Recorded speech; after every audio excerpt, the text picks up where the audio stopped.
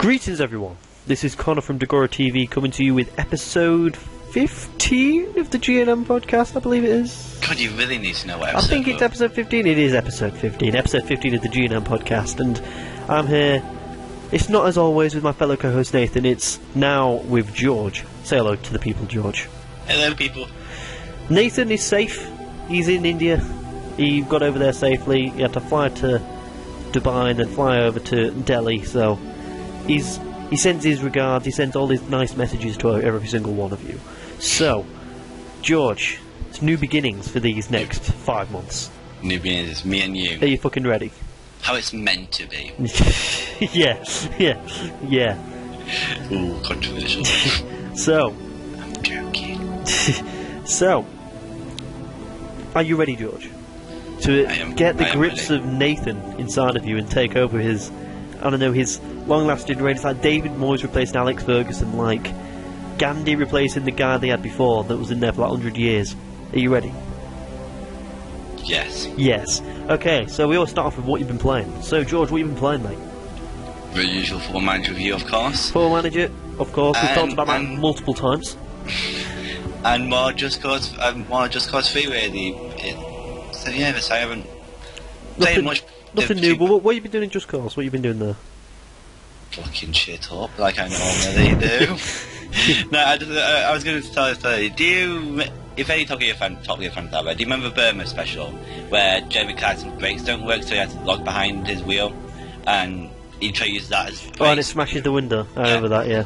I kind of did that with a person. But to a former car, I tethered a person to a car. The car driving past. I connect with tethers, and the person goes in front of wheels and causes the car, because it stops the wheels moving, and it kind of just starts the car to flip over and blow up. Cool. So yeah, I blew up shit in Just Cause 3.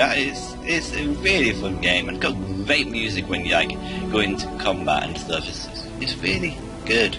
I really enjoy it. Do you ever actually drive in Just Cause 3? I mean, can you drive a car? I've never seen of all the gameplay that I've seen. I've always seen people just flying around. Yes, you can. It's fun because you can just like wingsuit. You can do tether to a car, and you go into it, and as soon as you get to press triangle, and it kind of just kicks the guy out of the car, and you're in it and drive. It's quite good. It's got really good driving mechanics actually. It's quite easy to get a hang of. Better than Watch Dogs. Oh god, yes. It's So, it's like, go on. It's remember this? It feels a bit GTA kind of thing with a few other cars, but it's good. Yeah, it's like GTA kind of had it like the perfect way, didn't it? Because you know the fast cars felt fast, the shitty cars felt shitty. Like I like to, do you know, when I don't know if you've never played Mafia 2, have you? Nope. It's like Mafia 2. There's like a period of the game, like half the game it's icy, and when you're driving cars on there, your cars generally do feel like absolute shit. And then when you drive it in the summertime, it feels better. But like because it's still like the 1950s, it's still like proper hard to handle. So it's kind of cool. But have you got any further into the story at all? No, because I reformatted my whole PC, if you remember me talking. Oh yeah, I remember saying that, yeah. So I had to catch up to my actual save I was playing last time, because I forgot to save it to the cloud. I saved it locally, and my PC was pissing me off with how much shit I know. I just kind of went, fuck it, get rid of everything. So I got rid of everything. Yeah, so you're pretty much at the same point now, though, aren't you? I believe. I think I'm actually a bit ahead of it, because I've took over my first little. I've took over Minea, a little village in it. Yeah. I've got to take control of like the big area. I've got to go to his power plant and do that. Last time I did that, I died, which is weird. It's quite a task in its own, and just got to bed. Like I said, wingsuit. I went wingsuiting, and then like crashed head first into a trunk boom, and like probably over 60, 70 miles per hour. Yeah, perfectly fine. Yes, because like I don't know. Is there really any fall damage in there? Is there like a limit? Of like, if you say you can die from fall damage. I've done it before, but it's very difficult. Very difficult because I think they just want it. They know what they are as a game. They know that fuck about, let's do what we want kind of game. Yeah. And if you die very easily from falling off wingsuits, it will hinder the gameplay. Okay. Yeah. Because like, yeah, it kind of make you less want to just kind of jump around and fly around. Really, I'm starting to get a hang of wingsuit now. Wingsuit's really good. I really do enjoy wingsuit. Once you get high of it, it's quite easy to get used to. Yeah. You still fuck up sometimes. I like the. Is it similar in the way of the wingsuit in Far Cry? I didn't play. I had Far Cry 4. I didn't actually play it. No, well, like I think the only time I actually tried to play it. Do you remember when us two tried to around Christmas do co-op? Yes, you played for like 45 minutes. Yeah. I just didn't pick it up again. Yeah. It didn't interest me. It's just like you didn't enjoy it when we went, because we went to Eurogame at that time and we played it there, and you didn't really enjoy it that much, did you? No, I'm not really big a Far Cry fan. I don't know why. I should give it another go, but it's like my only problem with it is that it tries to be serious when you go around blowing stuff up and you're like you charge into a fortress on a freaking elephant, for Christ's sake, and then it tries to do this real world serious shit no one cares about. But do you more than just know what kind of game you are? Yeah, exactly. Just kind of go for it. It's like when there was on about doing one in space. It's like we touched on this last week. Imagine if they did one in like even if they're doing the one now, probably have like a time machine or some shit, and just like be able to like go back and get guns and shoot up some freaking dinosaurs or something. It's like, why not? They did have a problem, if you remember, like where they asked people about like last year, like what do you want the next just Far Cry game was like space dinosaurs and that, and they actually got a dinosaur one. Yeah, they didn't ask what location, but like there was no question. It was like, would you like there to be a time machine to get an AK-47 and shoot up some Tyrannosaurus Rexes?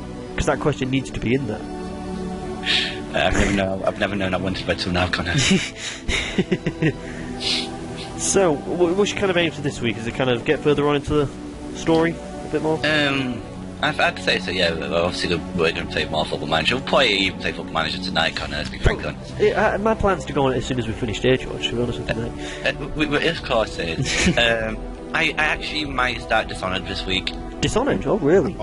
I think it's a game I'd really enjoy. Yeah, as many of the viewers know, that's the first game I'm going to be playing when I get my new PC. But I ain't got the game spoiled for me. But someone on Reddit spoiled the like. Please do not tell me. Please do not tell me. How the actions affect the game. That's all I want to say. Yeah. Like a mechanic was like, if you sneak, you're going to get different reactions than if you go around killing everyone. Yeah, and that affected how I play the game a little bit. Yeah. Last time I played it, but I still was having fun, so I'm going to pick it up again. I will play Just Cause 3 again. And I bought Stick and Tree for £8. Yeah. Still have not clicked that install button. Might give that a go. I've got so many games which I haven't installed. No, that's shocked because you haven't got a PC to run the games. Well, some of them I think I could be able to. It's just that I kind of got over the top this year in the Steam sale. I bought about 50 games in the Steam sale, and because they were so, it's like women with shoes. It's like when they're on sale. It's like you've just got to buy them. Do you look at? My voice is quite blank. Do you look at Humble Bundles ever? Yeah, I did when I kind of went on this little rampage of buying stuff.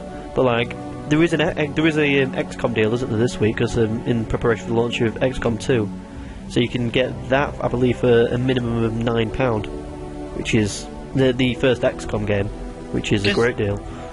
Guess how long I've played New Vegas for? 2 hours. 1 minute. It's dead.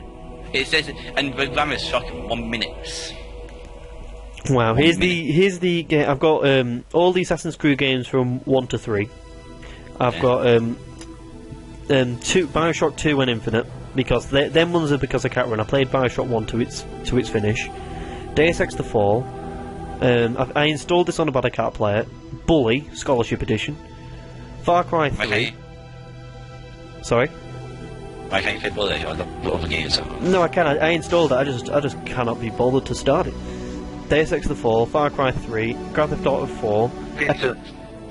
Go on. It's really good. Yeah, I've heard that as well. Yeah. Keep going. Injustice: Gods Among Us. Just Cause 2. LA Noire. Max Payne 3. Payday 2. Saints Row 4. Sleeping Dogs. Tom Clancy's Splinter Cell. And then your games. The games are war. Counter-Strike, a bit more offensive. Yeah. Dishonored, Morrowind, Oblivion, Skyrim, Fallout 3, New Vegas, for minus 2015, for minus 2016, Game Dev Tycoon, Just Cause 3.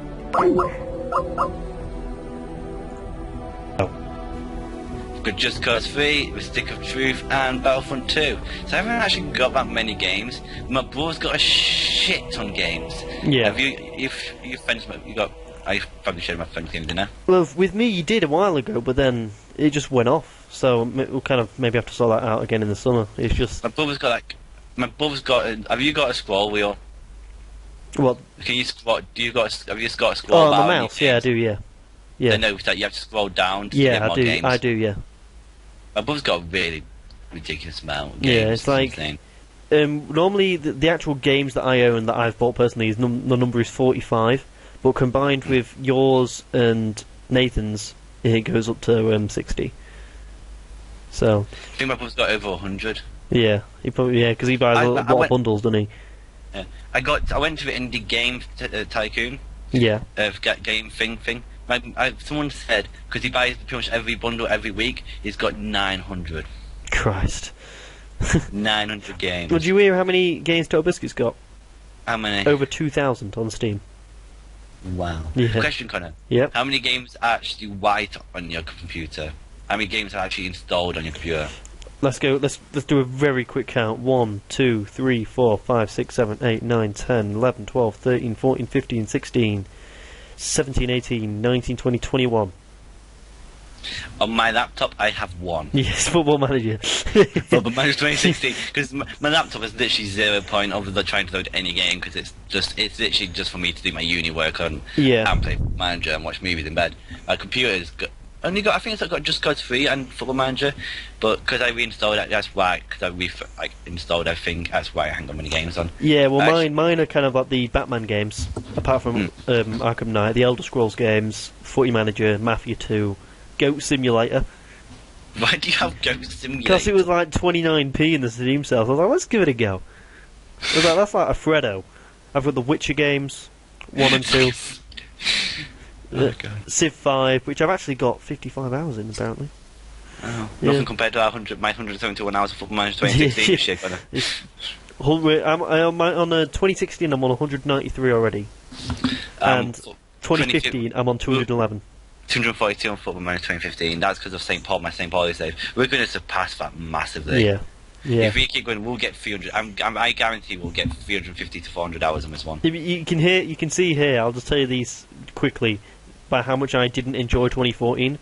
2013, 341. 2015, 211. 2016, 193. 2014, 82.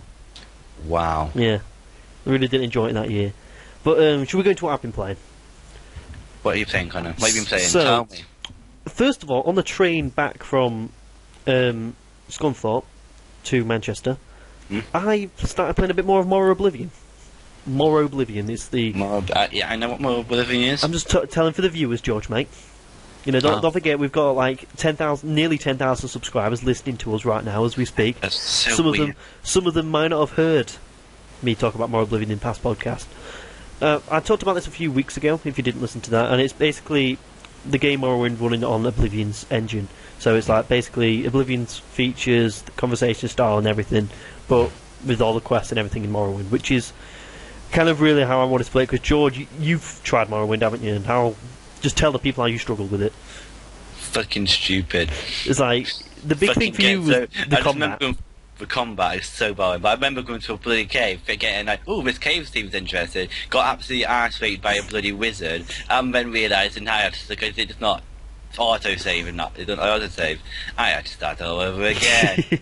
If you watch the video, you just hear my disappointment. Yeah, there's a video, which is privatised, where George just goes like, let's go into the cave, and then he dies, and then he realised that it wasn't, it wasn't auto-saving, so he just went, oh shit!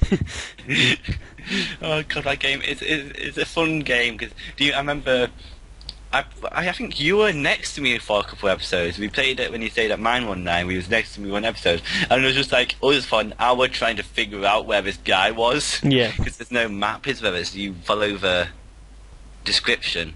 Yeah, but basically, let's say for instance, you're going from Vivek to Balmora. It'll be like go left, then right, and then your third left kind of thing.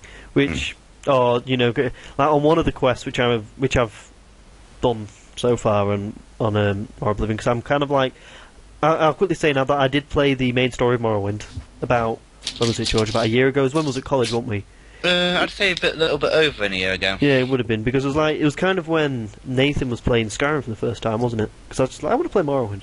So I played it, just basically played the main story, and kind of I kind of had enough by the time, because it's just old mechanics in it. It just pisses you off. Odd. So I was like, I really want to give this a go and just play through the Dark Brotherhood, which is so much darker than all the other test games that I've played. I mean, it's really fun. good. There's Argonian torture chambers.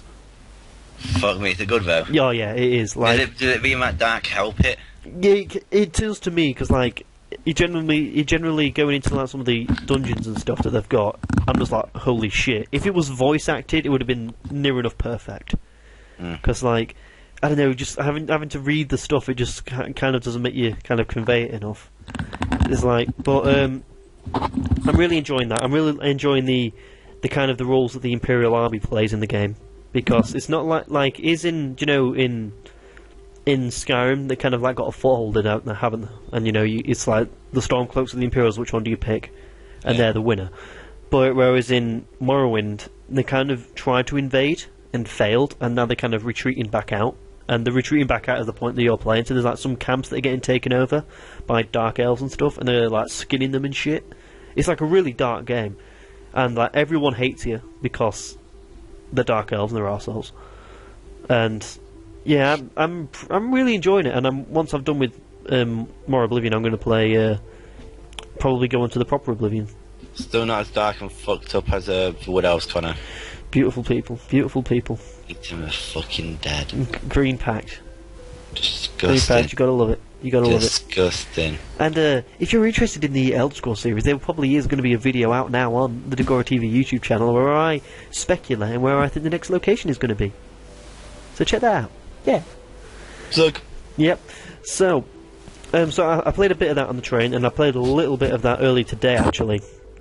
But the main thing of what I've been doing this past week is I finished the first Uncharted game. Ooh, Uncharted. You're like my favourite developers. Uncharted, the Nathan Drake collection, and I kicked all of your records out the park, George. Headshots, brutal enemy kills, kills with an AK-47, kills with a pistol. I need to pick it up again, to be fair. Yeah. I want to pair it. When does Uncharted 4 come out? Uncharted, April 26th, I think it is. I will be back from uni from then. No, I don't. April 26th. That's my end of uni present to myself. Now I finish uni April 28th. Oh. That's good. Yeah. Because it's the only reason I'd actually think there's two reasons I'd get a PS4 right now. Two reasons. One of them you're gonna laugh at me, Conor, but I don't give a shit. One obviously for Uncharted 4. Yeah. But I really want Guitar Hero. God damn it. I fucking love Guitar Hero. Every Guitar Hero I've played, I've always had a blast with. It's like over Christmas, I went to my sister. Hey, if you get Guitar Hero, I'll play co-op with you over summer. It's so they've changed how it works, but it's so much more challenging and fun now. Yeah. It's really it's just such a fun game, Guitar Hero. It just is, and it's not on PC. It's only on consoles. Yeah, yeah. And the next thing to it is Rocksmith, which is where you're actually playing a guitar. There's Rock Band. Is Rock Band's not on PC? I don't think. Is Rock Band not on PC? No, neither. Rock Band on Guitar Hero. Oh. And Guitar Hero, we've got some really they've got Royal Blood on this Guitar Hero and everything Well, and I think there is a I think Tenacious D is in it as well. But yeah, I was playing. But do you remember Days of War Tour? Yeah. It's all a bit more. The one I played most of was 3 Legends of Rock. I played a lot of War Tour, and when I got Guitar Hero 5, I asked for Guitar Hero 5 on the Wii for my birthday. Nearly 100% a Coldplay song. Couldn't do it. I always choked it towards the end. But I can't remember what Coldplay song it was. But I did good on it. But I remember War Tour songs I played was like Eye of the Tiger, Beat It, and stuff like that. 3 definitely had the best songs. But because I didn't really listen to rock back then. Yeah. It was like only a year and a half, 2 years ago, Conor. Since I've been friends with you, pretty much since I've been friends with, since us two become like best mates. It's only since then I've been listening to a lot of rock because you've influenced my music taste a lot, really, stupid. But so I was thinking to when I was playing all the songs my family don't know. Like, what's this? It's like, oh, it's Royal Blood and like that. And it's like, cool. Yeah, it's like I'll tell you some of the songs they've got in it. They've got Kiss Rock and Roll All Night. They've got Hit Me With Your Best Shot. They've got Cream Sunshine of Your Love. Oh my god, this is incredible. Barracuda, Mississippi Queen. Is this guitar? This is 3. They've got When You Were Young by the Killers. They've got The Seeker by the Who. They've got Painted Black by the Rolling Stones. Oh my god, I need to play this again. Yeah, pick up a PS. Is it on PS2? It's on. It's definitely on Wii, and we've got a Wii at Mum's. It's on Paranoid. They've got Paranoid by Black Sabbath, Anarchy in the UK. They've got Even Flood by Pearl Jam.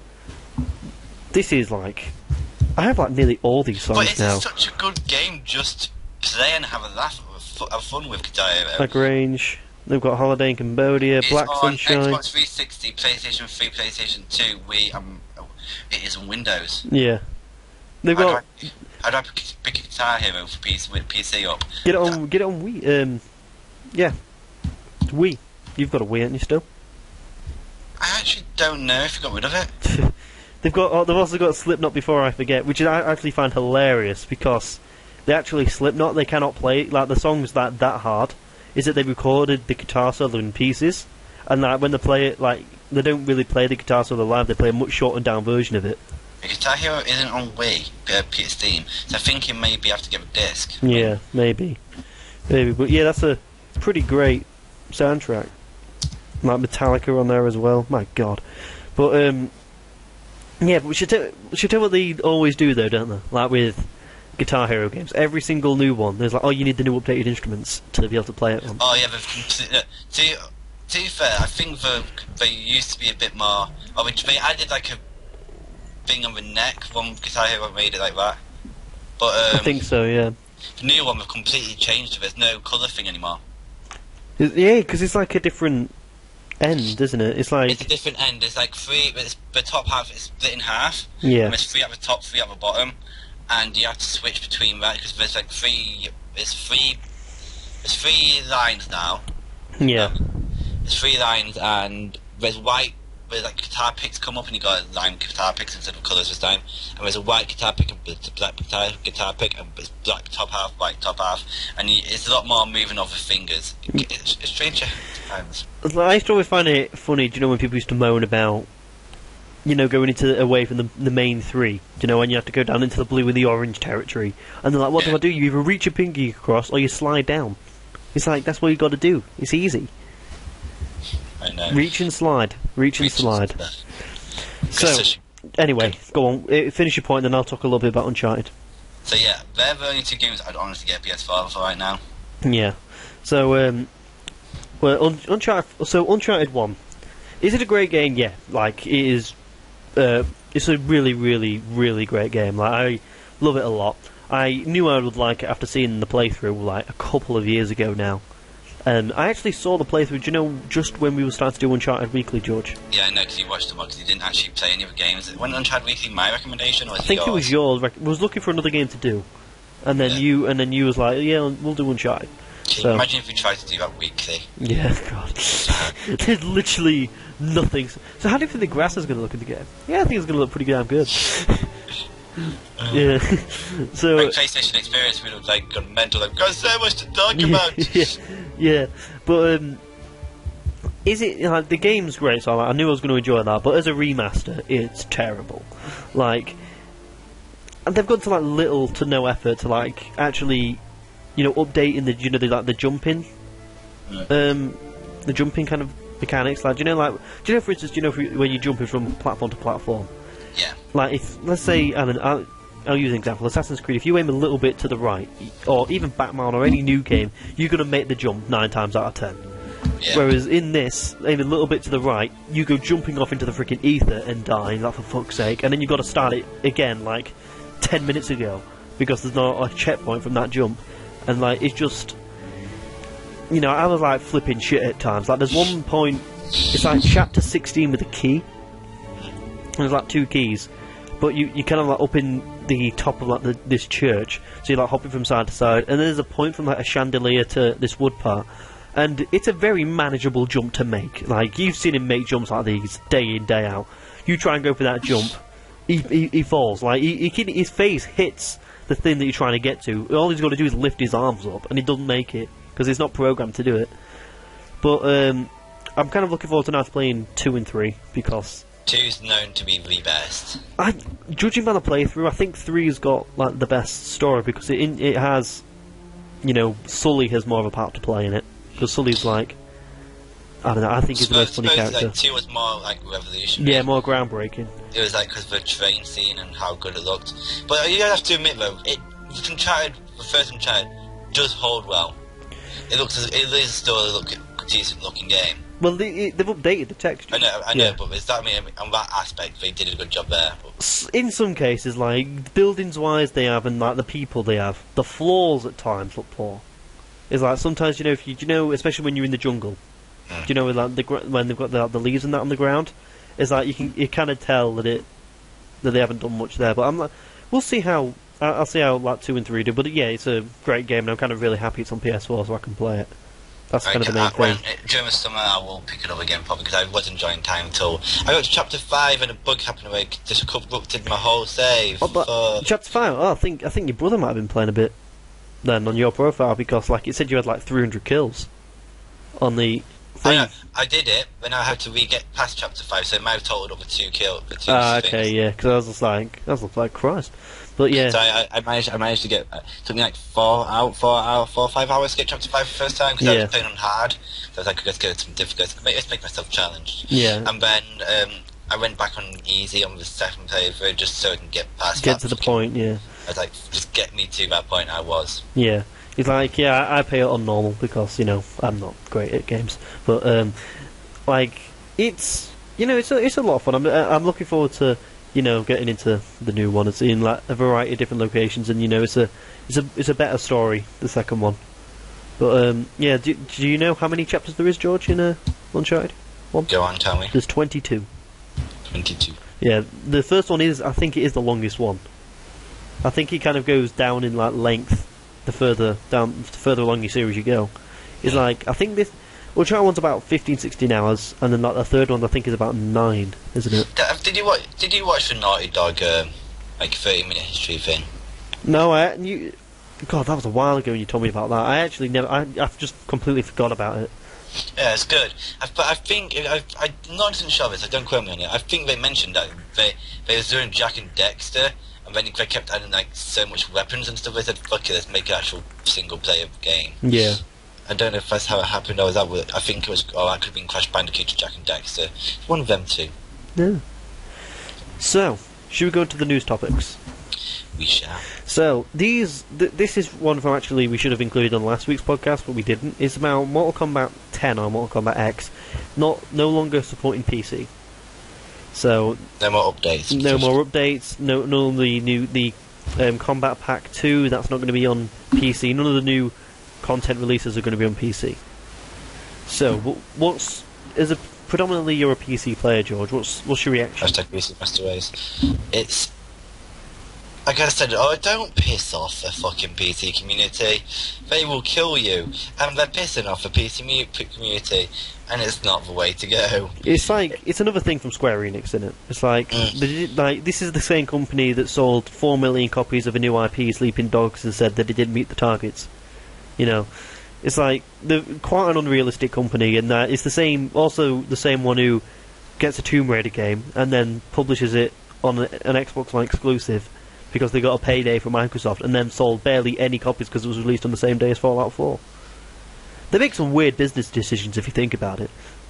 Like, Japanese company, innit? Like, God, yeah. It's like, that's kind of what happens. It's like Alvin and Chipmunks trying to compete against Star Wars and Christmas in America. Yeah, it's just... It's like, it was always going to end up in bad results. Like, we don't know how much Xbox would have paid them for Tomb Raider to go on it, but it's probably going to sell more than coming out on PC. Is it next week it's coming out on PC? Tomb Raider? Probably going to make more money. So. Probably going to make more money on that than what it was going to. Anyway, than probably what it did in its Xbox launch. God, yeah, but supposedly it runs quite decently to get 60 frames a second on Ultra and Tomb Raider. But one of the reasons is that I think they're doing it is because they had a really shitty Mortal Kombat with PC. It was a bit buggy and all that, so we didn't get money sales. So we probably just thought, fuck it, and which is a really bad way to do it for people who do like Mortal Kombat. I'm really big fans of it, and it sucks like they've paid money and they're not going to get the same stuff people on Xbox and PS4 are getting. Yeah, completely. Yeah, you're completely right. Like, Mortal Kombat is a big following. And like there's season pass in Mortal Kombat. Are we refunding PC players for that then? I don't know. Like, you didn't know. I haven't really heard anything about that. So surely, if you paid money for a season pass, you expect a refund because you're not getting all the content you were promised. Yeah. Like, I'm probably guessing so, but like, it kind of seems. Did Square Enix publish Just Cause 3? Yes. Yeah. So like, they've got published. The developers were Avalanche. Really cool sounding studio. It's like I'm just looking through the releases like now quickly, and they publish Just Cause 3. Like, they go from like good PC port to bad PC port. Like don't get me wrong, Just Cause 3 isn't the best I've ever had. Like, I do get quite a bit of frame rate drops now and then, but that may be my PC, but I've heard a few-ish people saying they do. But it's no Battlefront, which is probably the best PC port I've ever seen in my life. Battlefront is fucking beautiful on PC. What? Star Wars Battlefront? It will just run so smoothly. The best one I've seen, like, credit-wise given, was, what they're called? What's the game called? The film with Tom Hardy.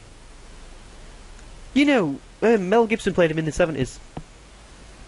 We saw it in January. Mad Max. That game. Mad Max. Yeah. Okay. Like, it's like, what you talk about? Yeah, so like, there's a lot of games that like Square Enix, you know, they make dodgy decisions. You know, Warner Brothers are another one that make dodgy, you know, decisions. Like, they have a lot of bad ports in the Batman saga. There's a lot of really dodgy companies. Like Konami's been a twat recently. Yeah. Supposed to be really bad to their actual developers. Yeah. Warner Brothers, Square Enix. You've got the good old-fashioned EA and Ubisoft, but they seem to be getting better, them too. Yeah, it's like EA and Ubisoft are improving. I'm giving it to them. Like, we're gaining my trust a little bit, you two. Yeah. Well, these other companies are like, let's be assholes. So the probably the biggest. I don't know. Well, it's not really a dickhead thing, but like closest to dickhead thing you could say is maybe the cash grab with Star Wars Battlefront. You know, like not including everything, but overall, it's like they haven't done that bad. Battlefront is as a game maybe a bit lackluster, but the part and how it looks is fucking incredible. Yeah, it's like it looks good, but like really Star Wars looks and Star Wars sounds. They've had them for like 30 years now. I know. You make Star Wars game, you know what you have to make. You don't have to really innovate, do you? You just make it look like Star Wars. Yeah. I still think they needed to work on the heroes though, because they look like Luke Skywalker. They just look a bit weird to me, like Darth Vader and Luke Skywalker. They looked weird. But I don't know. They just. Did you look a bit strange, especially Skywalker's face? Skywalker's face and how they use the lightsaber when you look at him, it feels a bit too rigid to me. That's just maybe me. I don't know, but yeah. So, have you got anything more to add at all on the whole Mortal Kombat? Developers stop after being assholes. Yeah, it's God damn it. I don't know. If you're not prepared to support a game for a platform, then don't release it on it. It's like, I know, it's like, oh god, I hope I don't work for a company what's an asshole.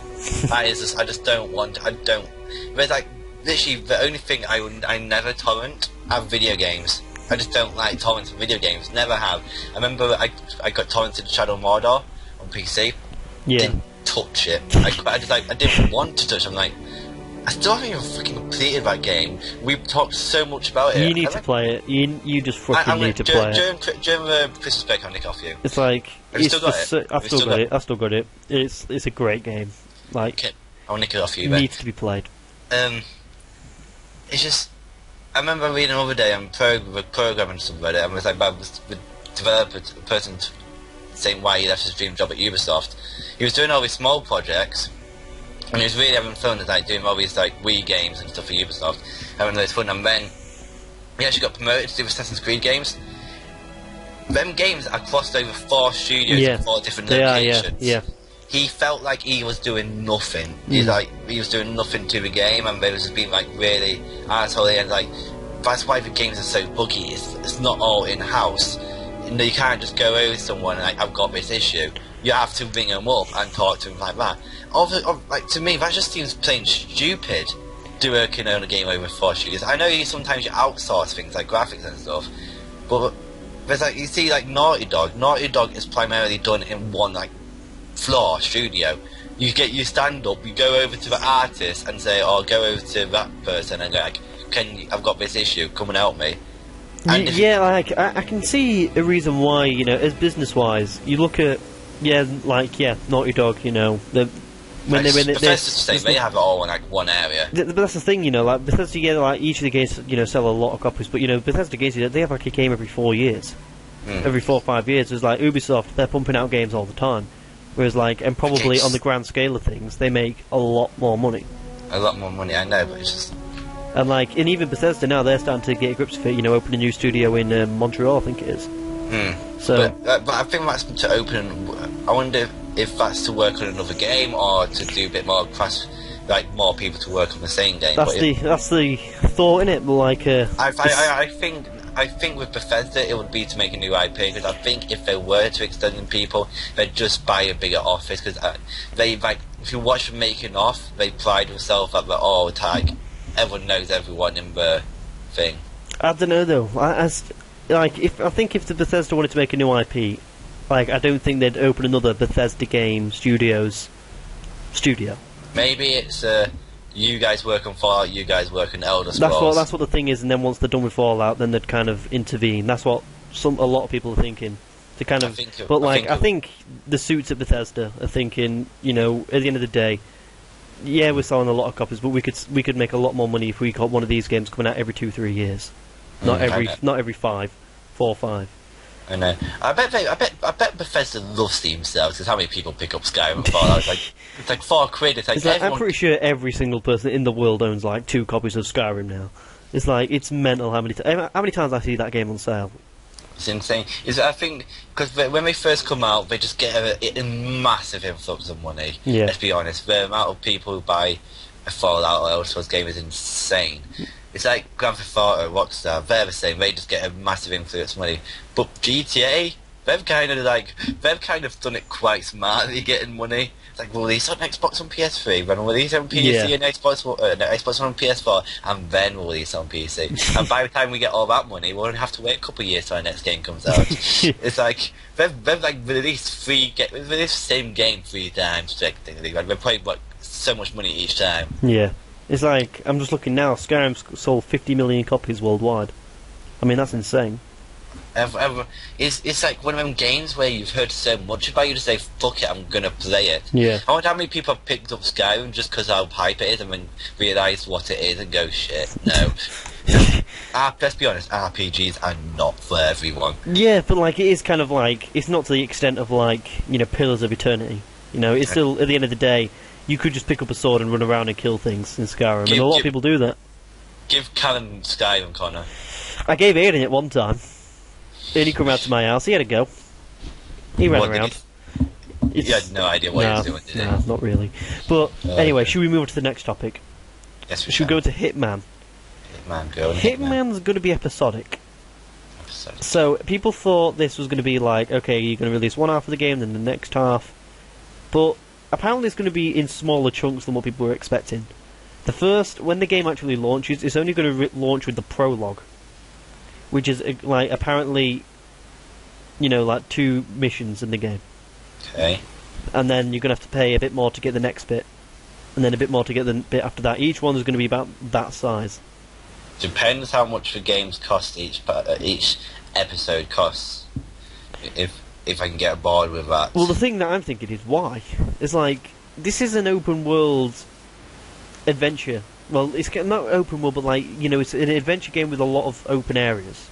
You know, like, yes, it's a linear game, but you know, you're plopped into an area and then you can kind of go about it which way you want. Like, you can level up by, you know, hiding certain people, not getting caught, and you level up that way.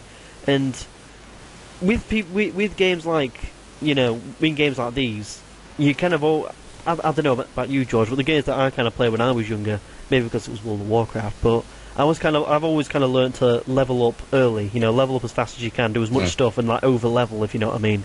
Yeah. And so let's say if I, got Hitman, and then I had to wait a month for the next part to come out, I'm going to over level to fuck in the first couple of parts, and then when it gets to the late end, towards the end of the game, I'm going to be that higher up compared to the rest of it. It's just going to be kind of like a face roll. Whereas if it was all out at once, you kind of not kind of redoing stuff over and over again because you haven't got to wait. You can just kind of go at it at your own pace.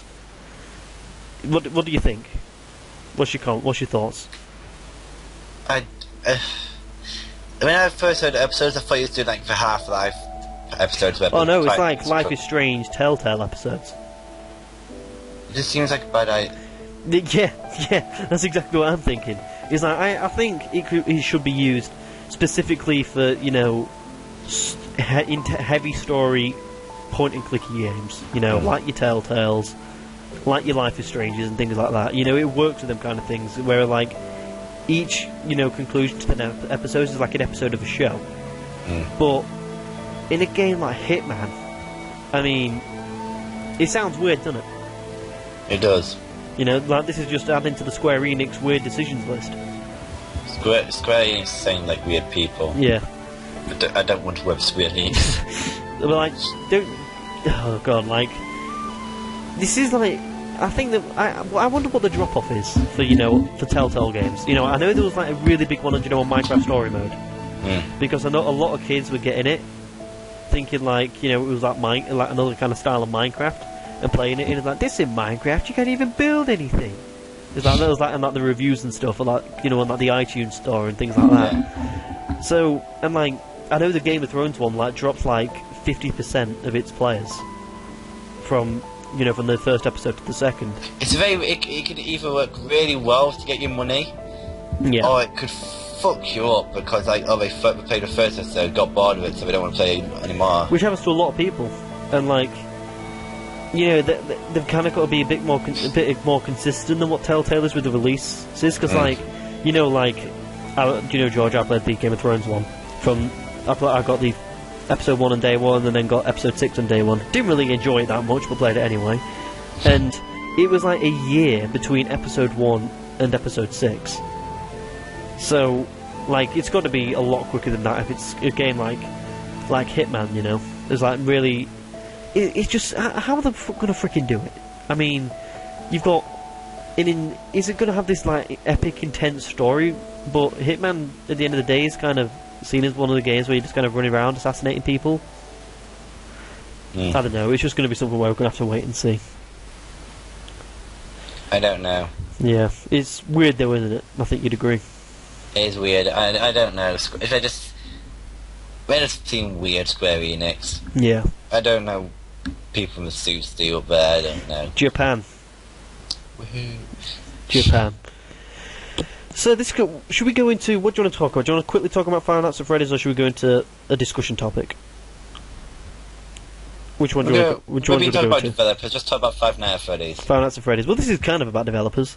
So, the developer pulled the game off Steam after it got poor reviews. That's kind of... he said it's got 87% happy, but he still was not actually proud of the reviews.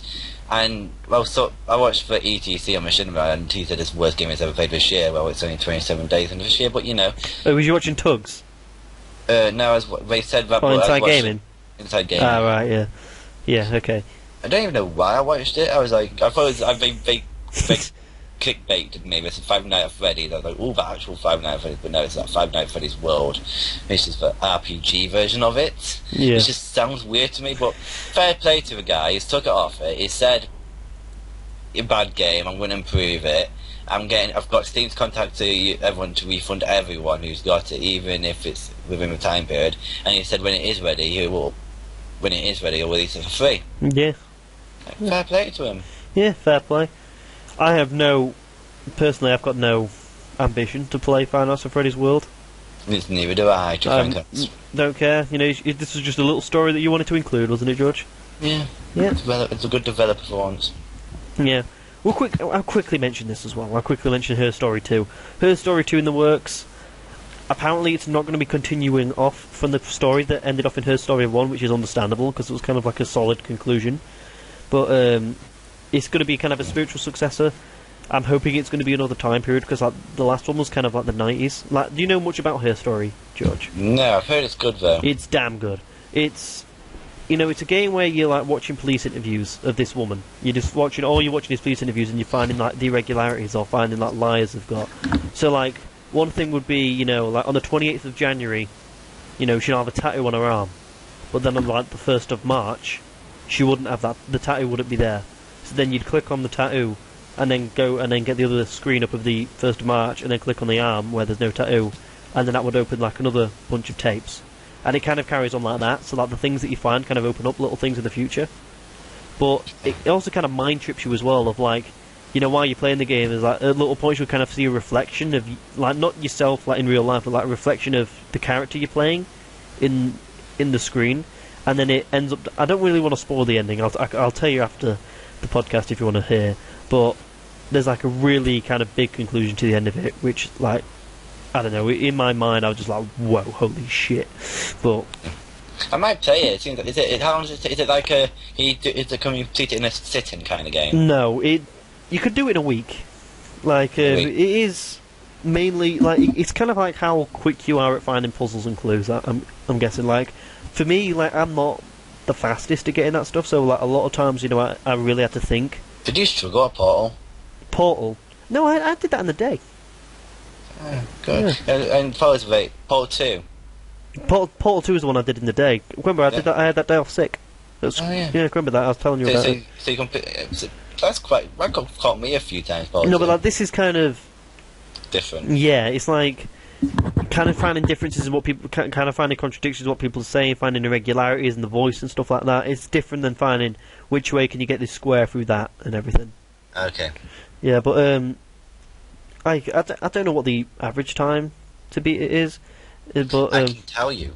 Okay, but it took me like, I did it like over a week, but it's a lot. To me, it sounds like a game where it sounded like a game I could sit down and get done in 6 hours.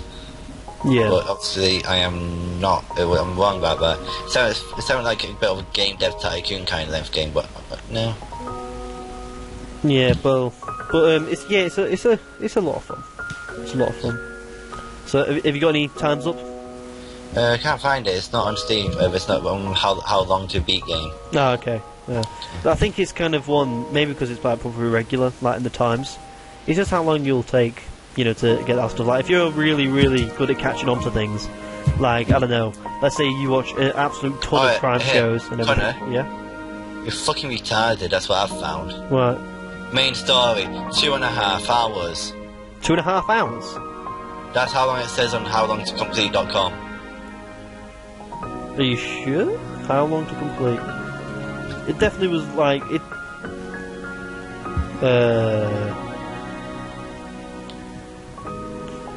Because like on this one... So on 61 people, 2 hours and 27 minutes. Oh. Well. You retarded, Conor. Well, this guy on YouTube, it took him... Well, let me add it up, half... This guy took about 6 hours. This guy took about 1 hour 45. But the main story leisure, that's what we say. Average is 2 hours 27. But leisure, it takes 4 hours. Then extra is 4 hours 36, and completion is 11 hours. It definitely didn't take me 11 hours. It took me a lot less than that. Anyway, just move on. Maybe it's just, I don't know. I think it's just how long how long you are at catching on to that stuff and how kind of in detail you want to go. But anyway, it's YouTubers as well. They'll be talking through to the comment about every decision and talking a bit more explained. Probably, but like it took me definitely took me longer than 2.5 hours anyway. I was definitely longer than that. But anyway, let's go into this quickly. The God of War creator. Okay. The God of War creator, they're making a new arena shooter called Dawn of Death, and you know, we're getting Overwatch next year. We're getting Battlecry from 2K Games. So that's 3 kind of arena shooters, and Overwatch is going to be insanely popular. Yeah, quite a lot of people play. Is the beta now still out? Or? No, there was a beta in November, which was like, you know, not really a lot of people got into, but there was no NDA. so people were allowed to stream it. Like all the big YouTubers got in and stuff like that. So a lot of people was able to see it. And then there was like a beta weekend where anyone could go in and play it. And a lot of people went in and played it because, you know, it's Blizzard and they've got a lot of fans.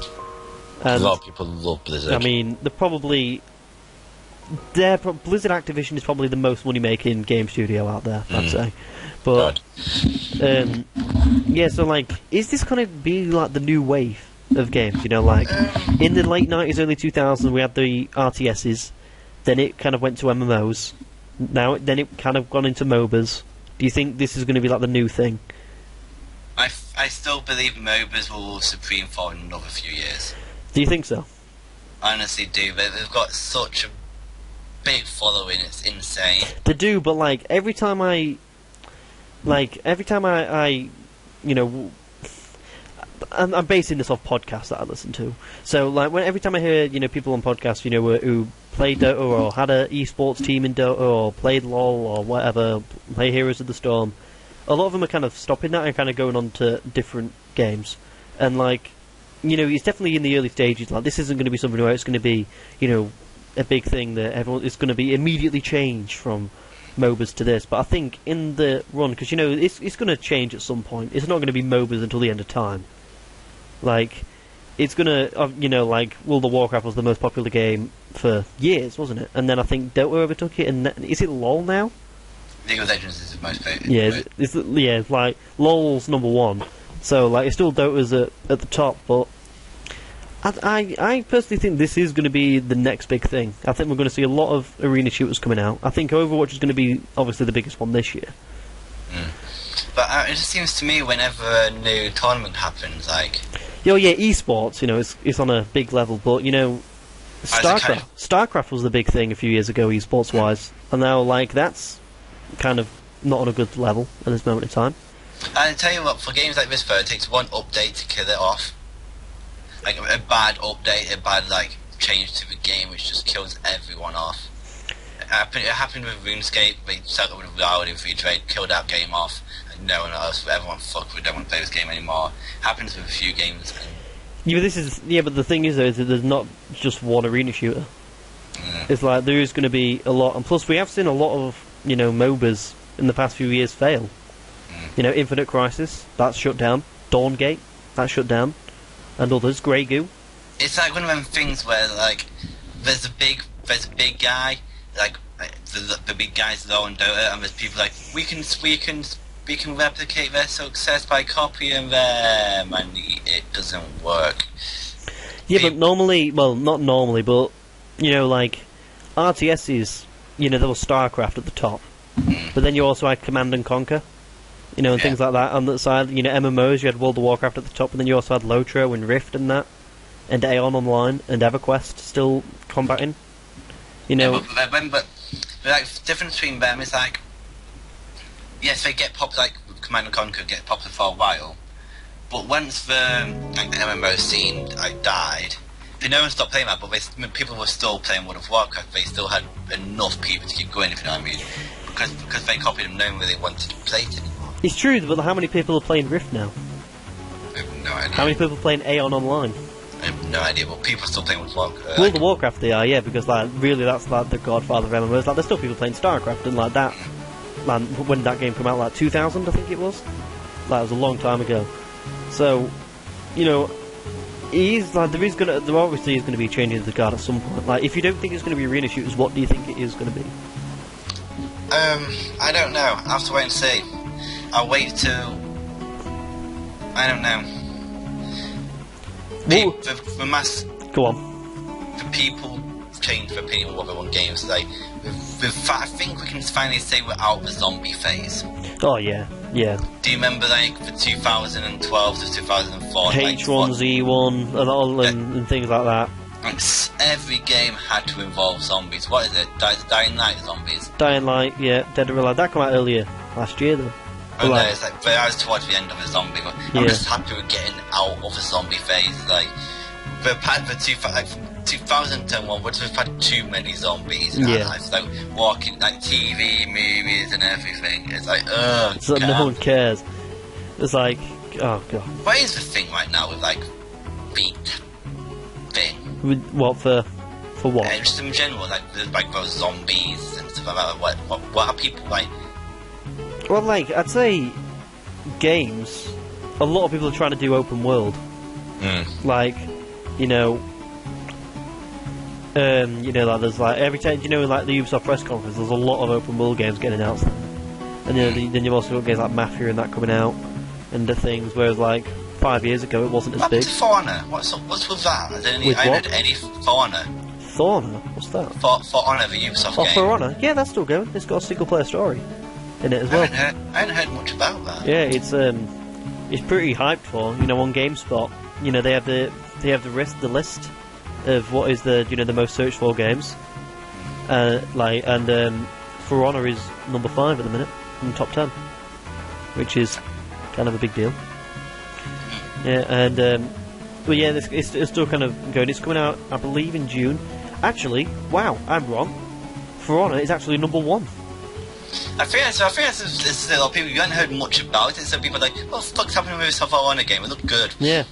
Should I read out the top 10 to you? Read out the top 10. Number 10 is Overwatch. 9 is Mass Effect Andromeda. Yeah. 8 Cyberpunk 2077, which is the game made by CD Projekt Red. Yeah. 7 Horizon Zero Dawn. 6 is Naruto. Shippuden, obviously anime fans. 5 is Kingdom Hearts 3. God, I swear that game's come out like 10 times already. And that was announced. That was like 2012. It was originally meant to be. Go on. Concept the new next gen release on it. It was announced with a PS4 like, didn't it? It was originally announced as a PlayStation 3 exclusive, but then they held it off to come out on the next gen consoles. Guess who that's published by? Square Enix. What about Shadow Colossus? Any news about that? No. God, like E3 was like, we got an update, didn't we? Like, yeah, it's not dead. We got an update since 2010 or something. Yeah. Went on, now it's going to die down again. Final Fantasy 15 is number 4. The Legend of Zelda Wii U is number 3. The Division is number 2, because obviously that's like the next big game coming out, March 8th, and then For Honor's number 1, which is kind of surprising. But yeah. Kind of go back to the news thing. I'm point 4 again. Go forward. You will recatch my memory. I was about to say something's popped down my head. Okay. So I need you to go backwards a little bit. 4 is Final Fantasy 15. 3 is Legend of Zelda Wii U. But I got my point. There we go. Yeah, I thought it'd be Zelda. Go on. No, it's not Zelda. It's just I was popping my head. Do you reckon Kojima Studios will announce the game this year at E3? This year? Or do you reckon it's too early? I don't know, because they went on that tech hunt thing, didn't they? When they was on about, looking. Did you not see that article like a few weeks ago? No. Saying him and the guy from his company are going on a worldwide search looking for the best tech, and then he does like pictures of him trying on the Morpheus and shit. Oh, please don't do that. I'm sorry, but I don't. Controversial saying VR is a gimmick. I'm sorry, I just can't see it catching on. It's going to be. I completely disagree. I just think it's another Kinect. That's how I see it going to be. I see, oh, look at this is amazing, everyone gets one and then never touches it again. No, I completely... the reason why I disagree with that is because, like, everyone who have the dev kit have always said the same thing. Like, I don't know if you've listened to our previous episodes, George, you might not have, but Probably me and Nathan have, like, covered, like, people from, like, the, GameSpot editors to, like, JonTron, have all said the same thing, like, Playing it on the games, where you sat down in the chair. Let's say, for instance, No Man's Sky. First person, you sat down in your spacecraft, or Euro Truck Simulator or something where you sat down all the time. In them games it always works because you're not moving, but it's not going to work in a game where you're like Call of Duty, getting up and running around. Whereas, like, eventually I think we are going to get to the point. Like, I think, for instance, every time we've gone to a game convention, Oculus has always had the biggest queues. Every time. It's not going to be. People. It's not going to come out like, this year. It's not going to take off and be, the big thing immediately. It's too expensive. It is, yeah. But I think it will eventually be the next big thing in gaming. Like, is it? That doesn't mean. I have to disagree. That doesn't mean everything's going to be used. It's not like the Kinect where the nature of games that are getting made for it are basically just stand there and dance in front of it. I understand that. Just me personally, I don't see how you're thinking about that. Like, I don't see where you're getting it from. It just feels like it to me. The whole feel of VR to me, it just feels like don't want something on top of my face at every single 10 seconds. I might be completely wrong. It might be the next big thing, and I'll probably get shit for it. But I just think it's gonna be a gimmick, and I don't want like Kojima and that to come out and release a game in 2 years' time what is designed around VR, because I reckon. Yeah, I like personally like no. If they said the next game's on VR, I wouldn't be happy because I don't want it to be like that yet. Because it's obviously it's still in its very young stages. It's not like in like 5 years' time. Like I think it is going to be at the point where games there's going to be really good games getting made for it, which utilise it really well.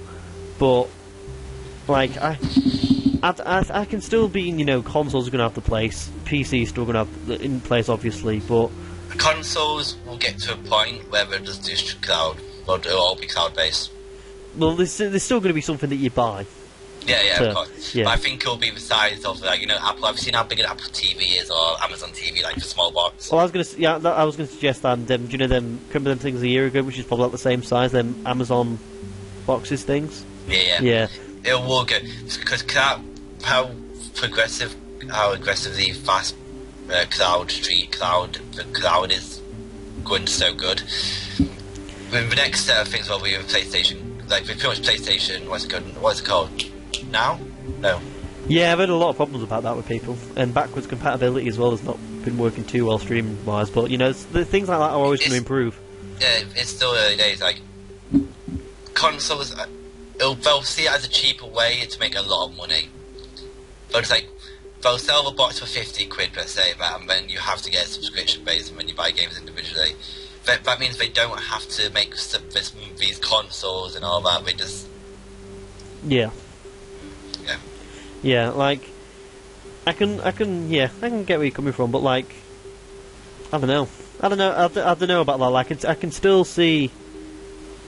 Like I don't see that coming in for another 2 generations at least. Of consoles for me, I can see. I think the thing is when internet gets good enough for everyone. Like it's good it's good for the majority, but there's still a lot of people who have shit internet. Won't be how to handle it. Yeah, there's still even a lot of areas in Europe that don't have great internet. I know. God, like a lot of England doesn't have good internet.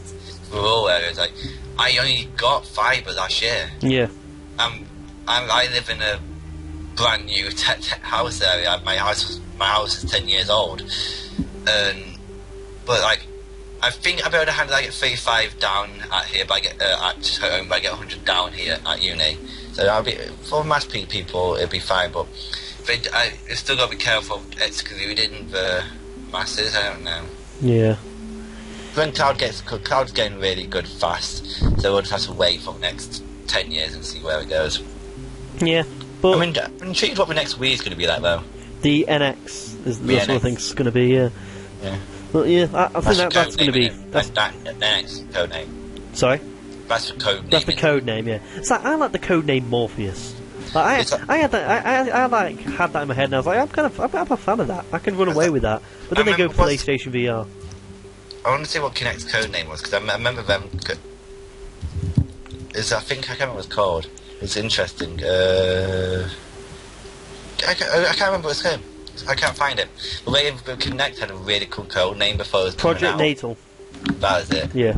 I bet some of them are like, why don't you just call it Natal? Project Natal. Yeah, Natal is a cooler name than Kinect. But Morpheus is cool. I think they'll play. Do you reckon they'll stick with Morpheus? They are not. They've announced PlayStation VR as the name. They say, "Aww, that's boring." Yeah, I know. Yeah, exactly. Aww. Well, to be fair, I see why we do it because it just says what it does on the tin. It's the PlayStation VR. Yeah. But, yeah. The Morpheus does sound cool. Yep. So. Well, PlayStation VR, Morpheus. It's like Middle Earth, Shadow Morpheus. I do what I want. Yeah. Let's go into. We'll quickly mention the EA booth. There's no EA booth at E3. They're doing that EA Play thing. Is it at the same time with E3, isn't it? I think it is, yeah. 17th to the 19th of June. And they're scheduled for the Sunday session at 12 till 1, so it's not going to be like it was last time, early, so you can kind of get it out of the way. Because EA always has the worst session.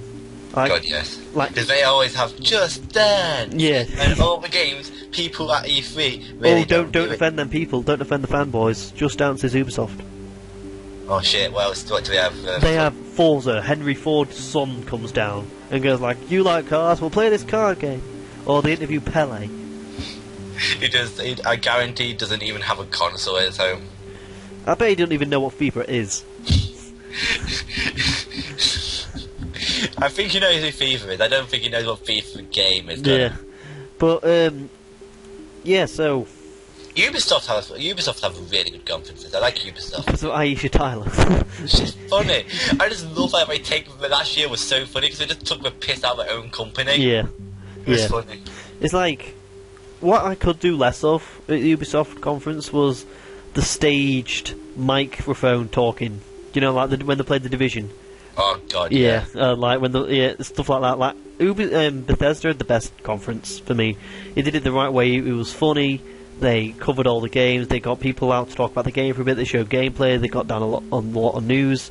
Whereas like games in the Ubisoft one, I feel like you get most of the news and the interviews outside of the conference. Do Bethesda's leaving it to consoles like, hey, Xbox and PlayStation?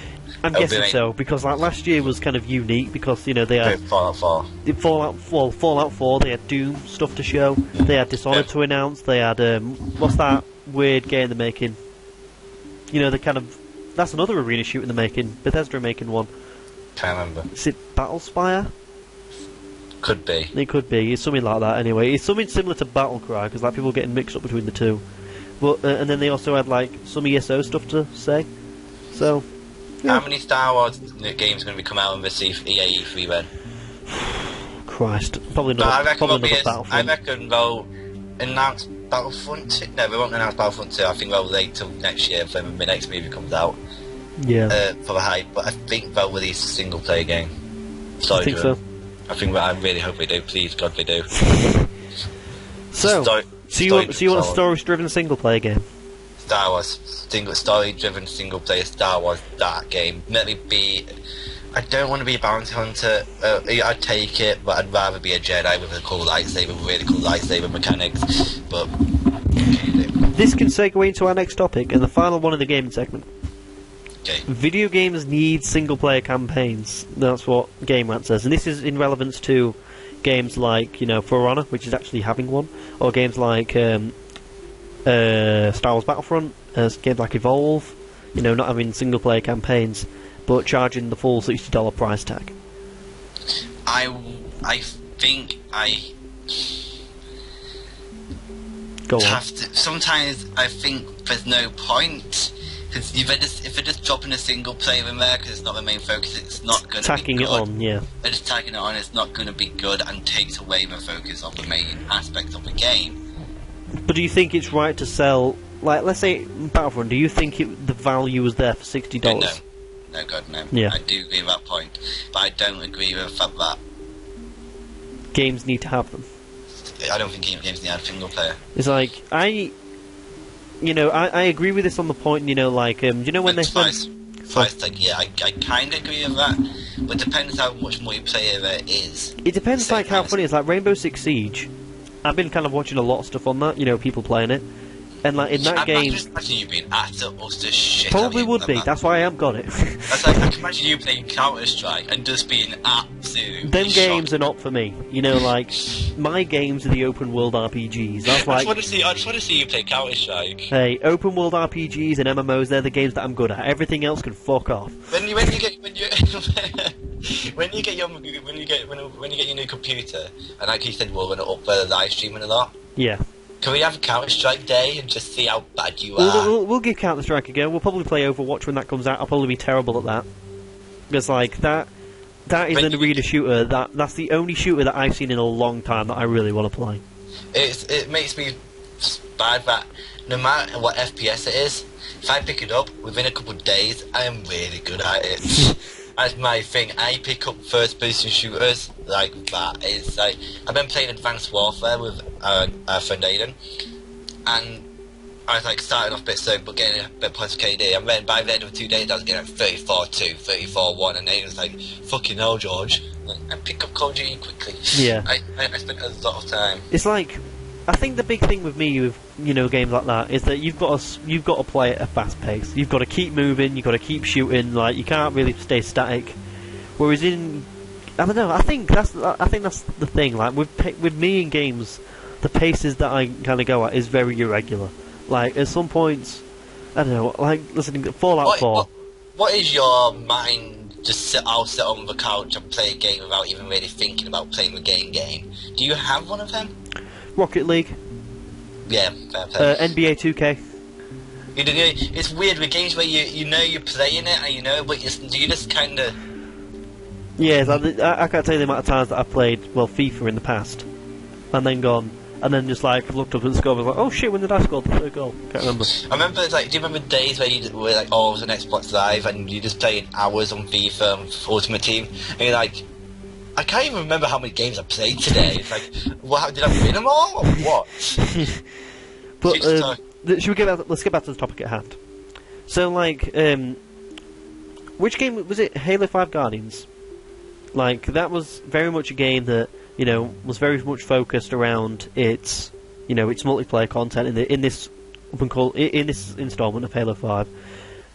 Sorry, it was very much focused on its multiplayer, and then tacked on this single player story as well. And the single player story, it got a lot of flack for it from Halo fans. People not happy with it. And do you see that as that kind of being the counter of just tacking on a single player? Do you think it's worth it to get that abuse just to have one in there, or do you think it's best to just focus on the main aspects of the game? For me, I don't want to waste time developing something just so someone else's. So let's say something like Battlefield. Do you think Battlefield would benefit from not having a single player? No, because the Battlefield, the Battlefield 4 and stuff, the story's actually fairly decent. They're not. They're awful. I've seen Did worse. you see the cop show bullshit in Hardline? No. It was dreadful. 4 was bad. Did you finish? You started 4. Did you even finish it? I started 4 for a few hours and I got into it. But Call of Duty storylines, on the other hand, they're good. Call of Duty, I don't really play them, but I know people who literally don't play online in Call of Duty. They buy it every year just to have the kind of film, shoot them up, go around blowing stuff up. Fun. The first Black Ops story, I don't know if you played it, was so good. Yeah. Numbers, Mason. What do they mean? It's it stuck. That story, single player storyline, stuck with me. The Call of Duty storylines are really good. Yeah, but why don't we flip this the other way around for a second? Where it says video games need single player campaigns. What do you think about the idea of games that don't have multiplayer get as much flack as games that don't have single players? Like Evolve got a lot of flack for not having Titanfall, that got a lot of flack. How many games? Here's the thing, Connor. How many games are single player dominant, have a multiplayer aspect, but the multiplayer aspect dies off because they didn't give a shit about it? A lot. There's a lot of them. Like Last of Us, yes, they've still got a little cult playing with the multiplayer, but no one gives a shit about it. What is it? There's a lot of people still playing Assassin's Creed 1. There's a thing, I saw an article about that, and apparently there's more people playing that than there is Modern Warfare 2. Fair play. Yeah. I can't remember what game it was. Far Cry? It's not Far Cry. I'm sure I had it on my Steam. Where's my old Steam account, which I got rid of? Which game, what you think, a multiplayer in a game? Single player dominant game has a multiplayer. Well, the Arkham series, they have multiplayer, no one really plays them. It's my old one. It's single player dominant shooter. Can't remember it. Oh well. But I played multiplayer. That I had a very small amount of people playing it. Yeah. Well, the Sniper Elite as well. That's another game. That's that you're trying to focus on. But why do you think that them kind of games, when they're, let's say, Assassin's Creed, when they say, yeah, we're not having multiplayer in this one, why do you think that doesn't get as much flack than what it would, where say let's say if Call of Duty Call of Duty is a bad example.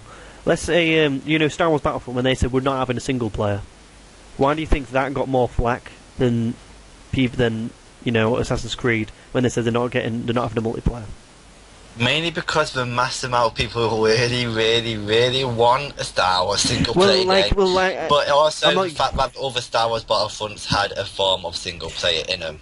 Well, I'm kind of thinking that I'm not, more about not necessarily just being Star Wars based. I'm trying to think in a point of like, okay, Evolve. You know, that game got a lot of shit. Well, Titanfall. We'll say Titanfall. That's a better example. That game got a lot of shit for not having a single player story. Because the content in the multiplayer was not up to. There was not enough in the multiplayer. Well, why were people explicitly saying a negative of this game is that it doesn't have a single player? Whereas like people who are in Assassin's Creed Syndicate, they're not going a negative of this game is that it doesn't have multiplayer. Why do you think that is? It's a weird one, mate. It is a weird one. It's a weird one. I think it's because. Is it just a weird thing? I just think it's the past of video games, where every game had a single player, every game had if you had multiplayer, you had a single player. It's just how it's been. And when game developers started saying, okay, the single player is a bit pointless, we're wasting time on something we don't actually give a shit about, let's call it a multiplayer. And because people are so used to having a single player with every multiplayer game, the change. People just don't like change. It changed, and people were like, where's my single player? Even though, let's be frank honest, they'd actually probably not play, click half an hour, realise, shit, I'd never play it again. Yeah. Yeah.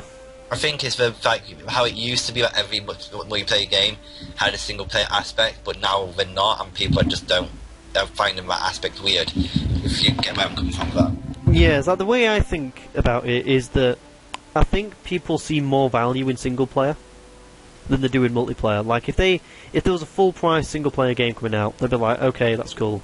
But you know, those people say, you know, slagging off Battlefront, saying why would I pay this much for a game that only has multiplayer and no single player? I think that I don't understand why that is, because in some games, well, in a lot of games, you know, that have got, you know, single player. You know, like League of Legends. Did you know that has a single player? God no. Yeah, has a single player. No one plays it.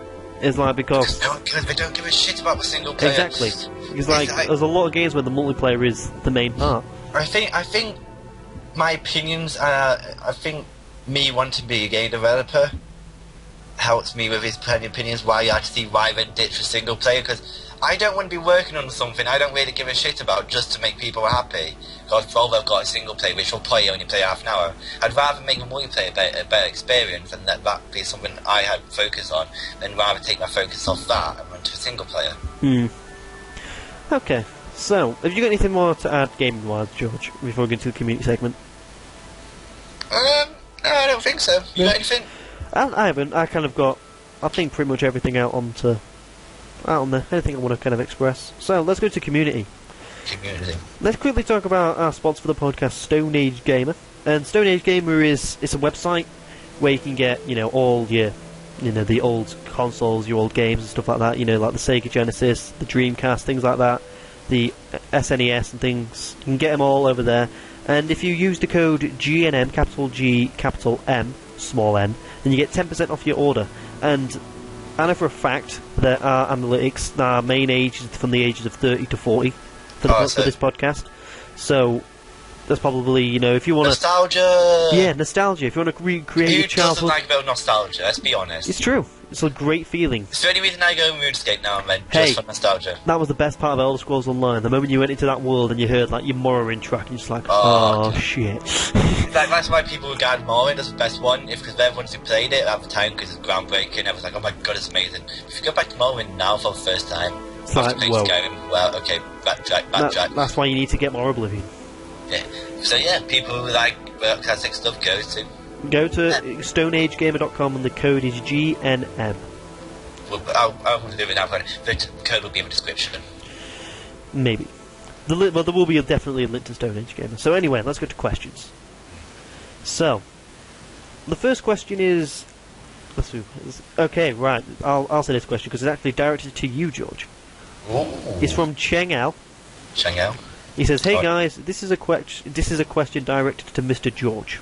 Do I get any shit from Star Wars if we have the next question? No, you got a little bit of like face palm. There was one of like literally it was George. It was like we put like George's quiz attempt, and then it was just the picture of, you know, the double face palm, the guy from Star Trek. Yeah. Okay.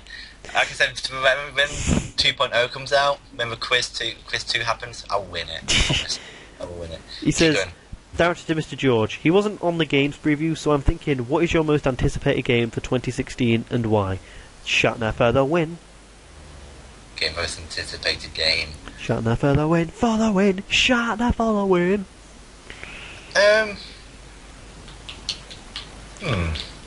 Most anticipated game. Do you want me to give you a list of a few games?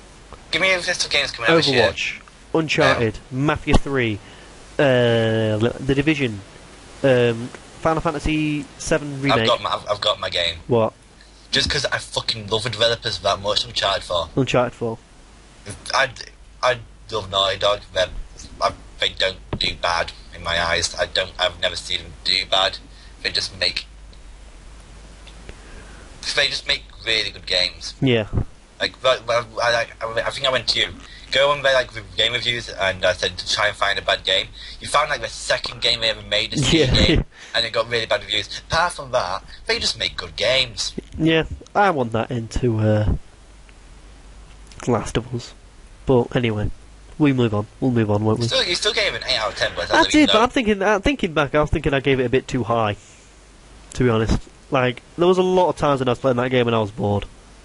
Understandable. Some people get bored with stuff like that. Yeah, I just found it boring. I found do you know with the shooting? Yeah. Do you know sometimes the shooting goes a bit askew at times? Yeah. I was like, and that pissed me off, and I was looking online, why is that the case? And the Naughty Dog was saying oh, this guy wasn't trained in shooting, so he's obviously going to be a bit bad. And I was like, I kind of don't care.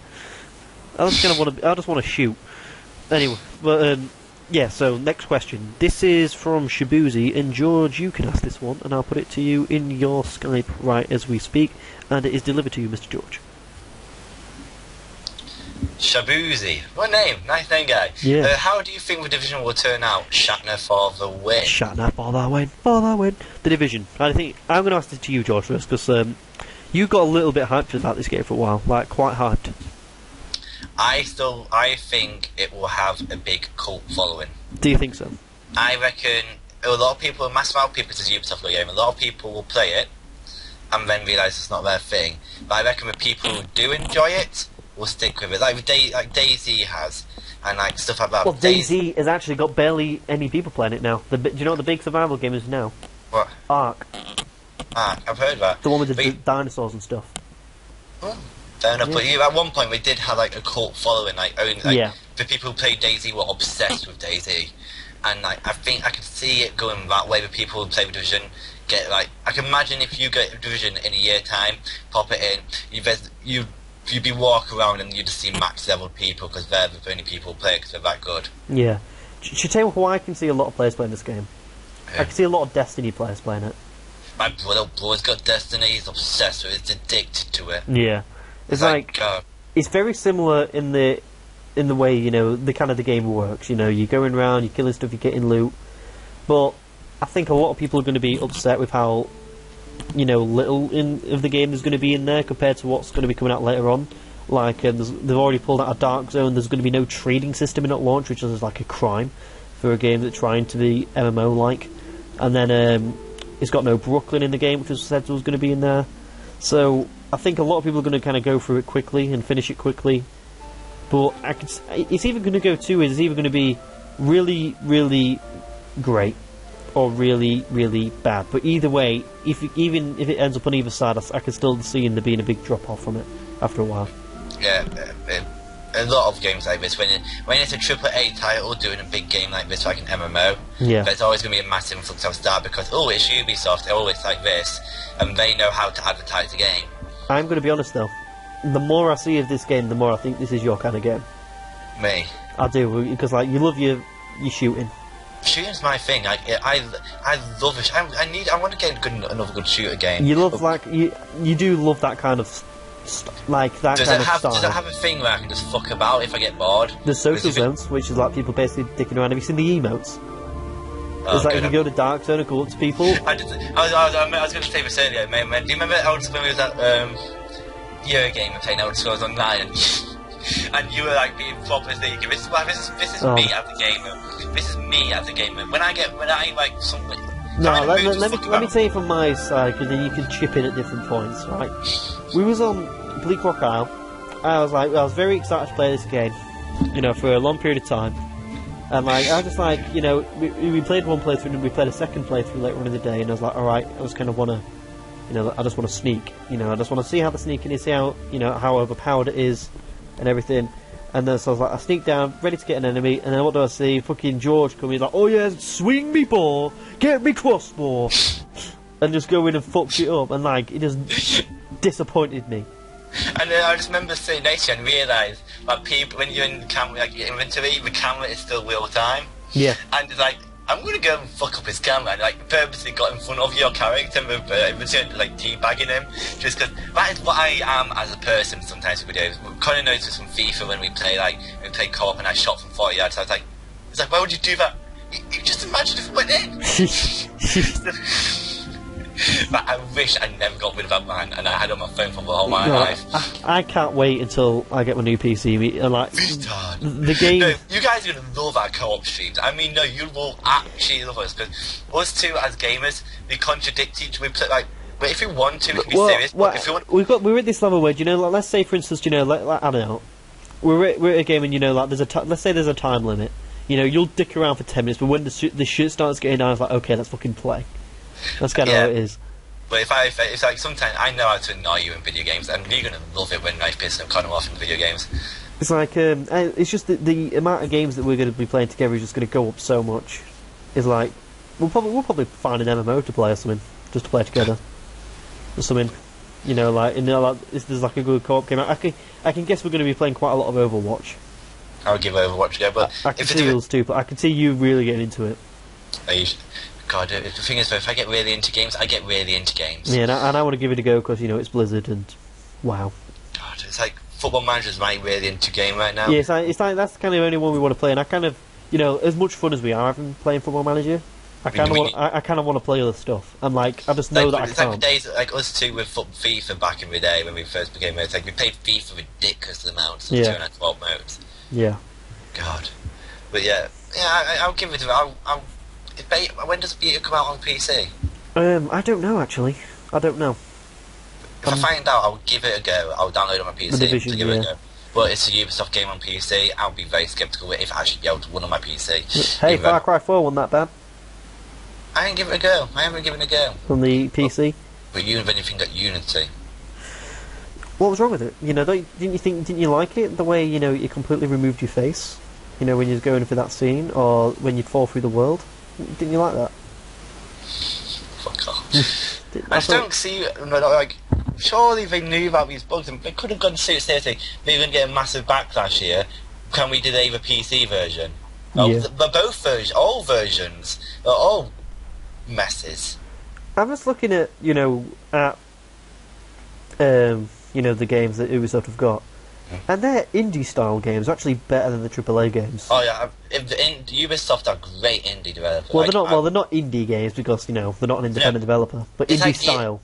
They have Ubisoft will have. Is it studios they own who are making indie games? Yeah, but they're not. It's still not an indie game because it's published by Ubisoft. Okay, fair enough. Because it's not independent, is it? Fair enough. It's yeah. The indie-style kind of game. You know, like Grow Home. Grow Home was great. That made number 10. Valiant Hearts. You played Valiant Hearts, I believe, didn't you? No, my little brother didn't. It's really good. It's really good, supposedly. I'm going to give it a go. Child of Light, I've heard that was great. Bastion. They made a lot. They've got pretty good Quest for Epic Loot. Yeah. So, next question. This one is from Drongort53. And he says, do you two have any theories on the up-and-coming Suicide Squad movie, Shatner for the Win? I can't wait for this film. I can't. It's like the most excited I am for a superhero film. It looks really... It looks fun. It looks fun, unique, and... I'm still buzzing my tits off for Deadpool in a couple of weeks, 2.5 weeks, 3 weeks. I honestly thought that this was a better trailer than Deadpool trailer. Yes, I understand that, but like you know, the humour of Deadpool is my humour. You know my kind of film. I like my stupid humour. But Suicide Squad, I'm always a fan for a good movie, and you'll understand that. Like how much I like to fuck about, I like a good film, and I think Suicide Squad is going to be amazing because the cast is really good.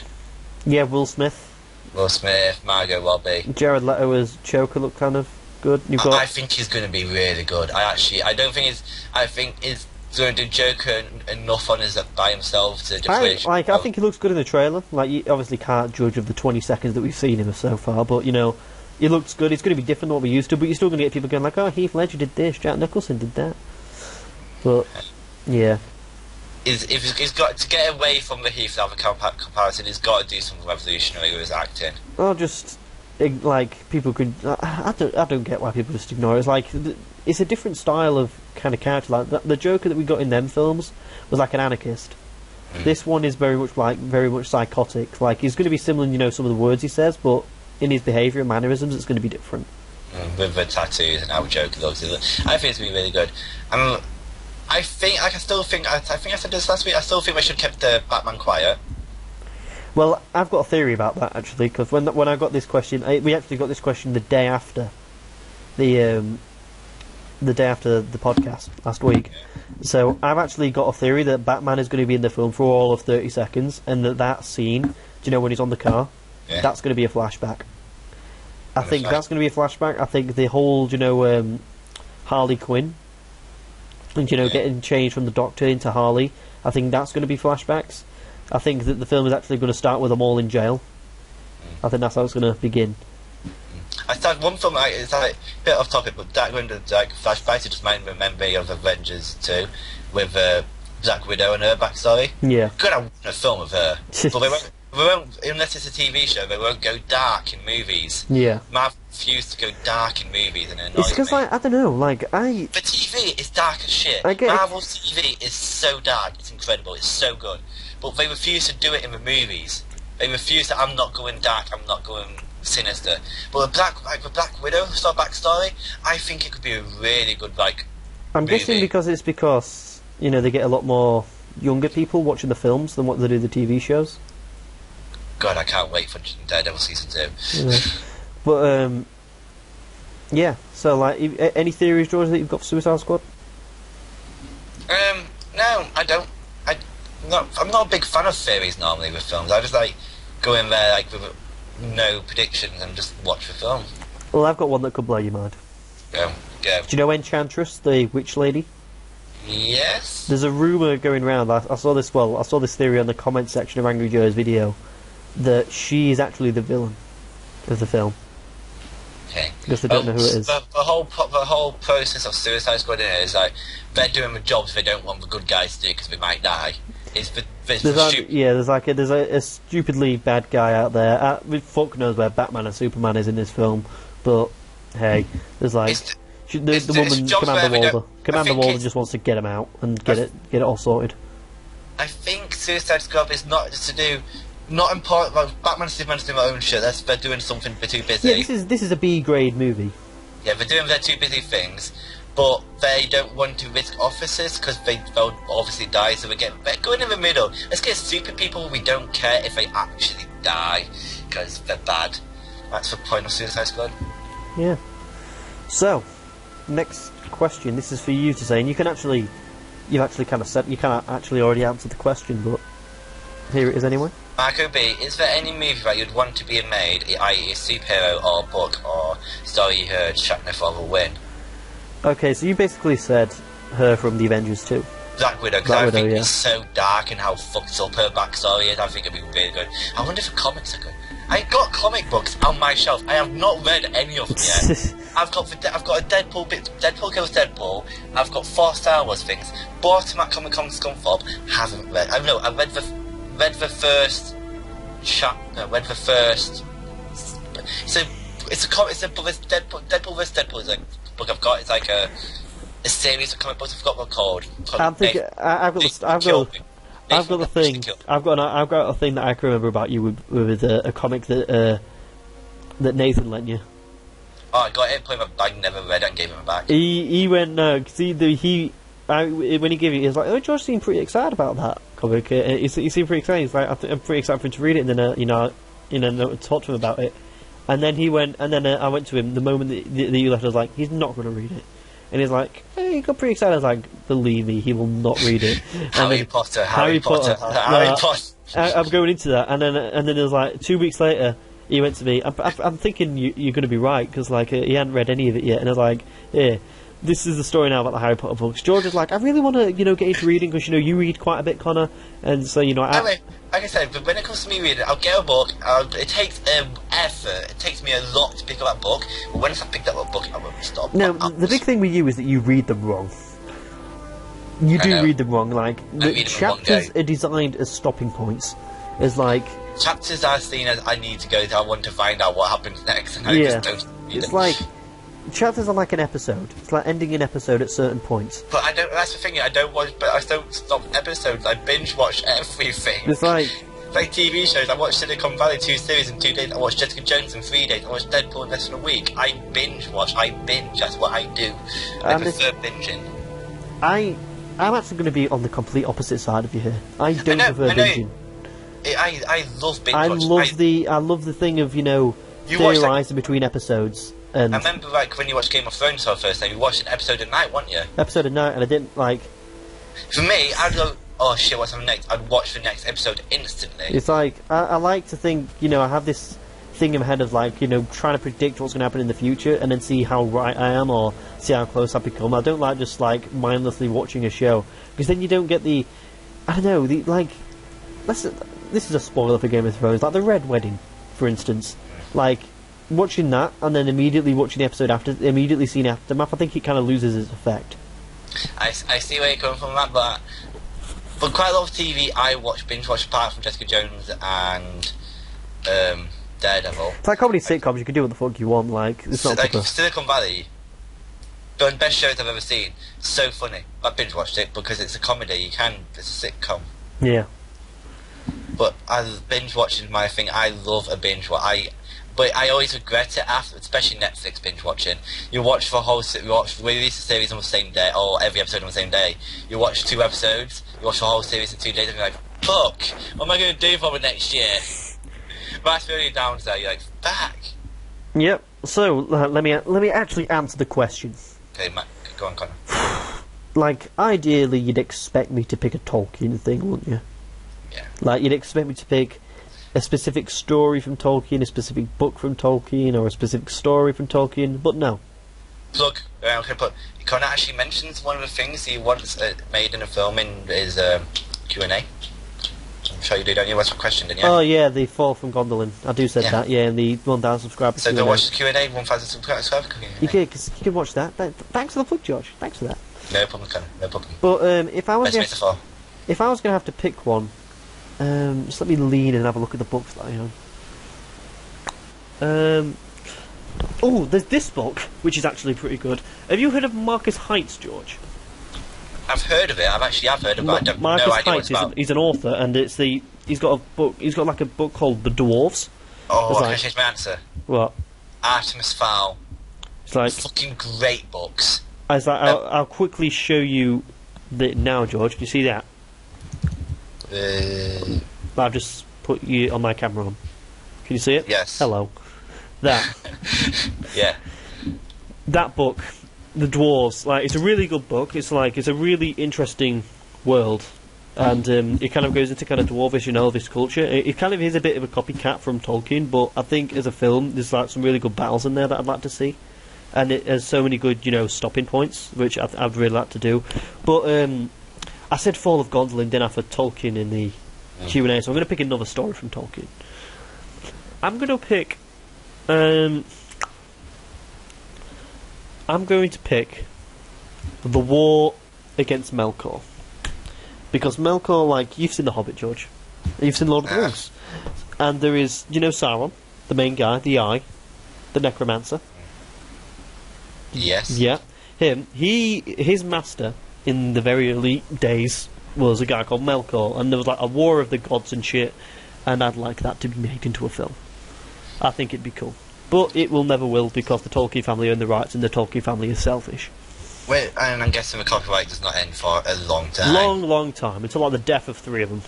So. Yeah, because if you want how fucked up the copyright system is, go watch CGP Gray's video if everyone watches it about copyright, and he explains how Disney are absolute wankers with copyright, because the reason why they're famous is because they use stories what were out of copyright. That's how they did their stuff. They they got stories, re-changed them, and things like you've heard all the dark stories about Disney things. Hey, like, you can look at how they got Mary Poppins out.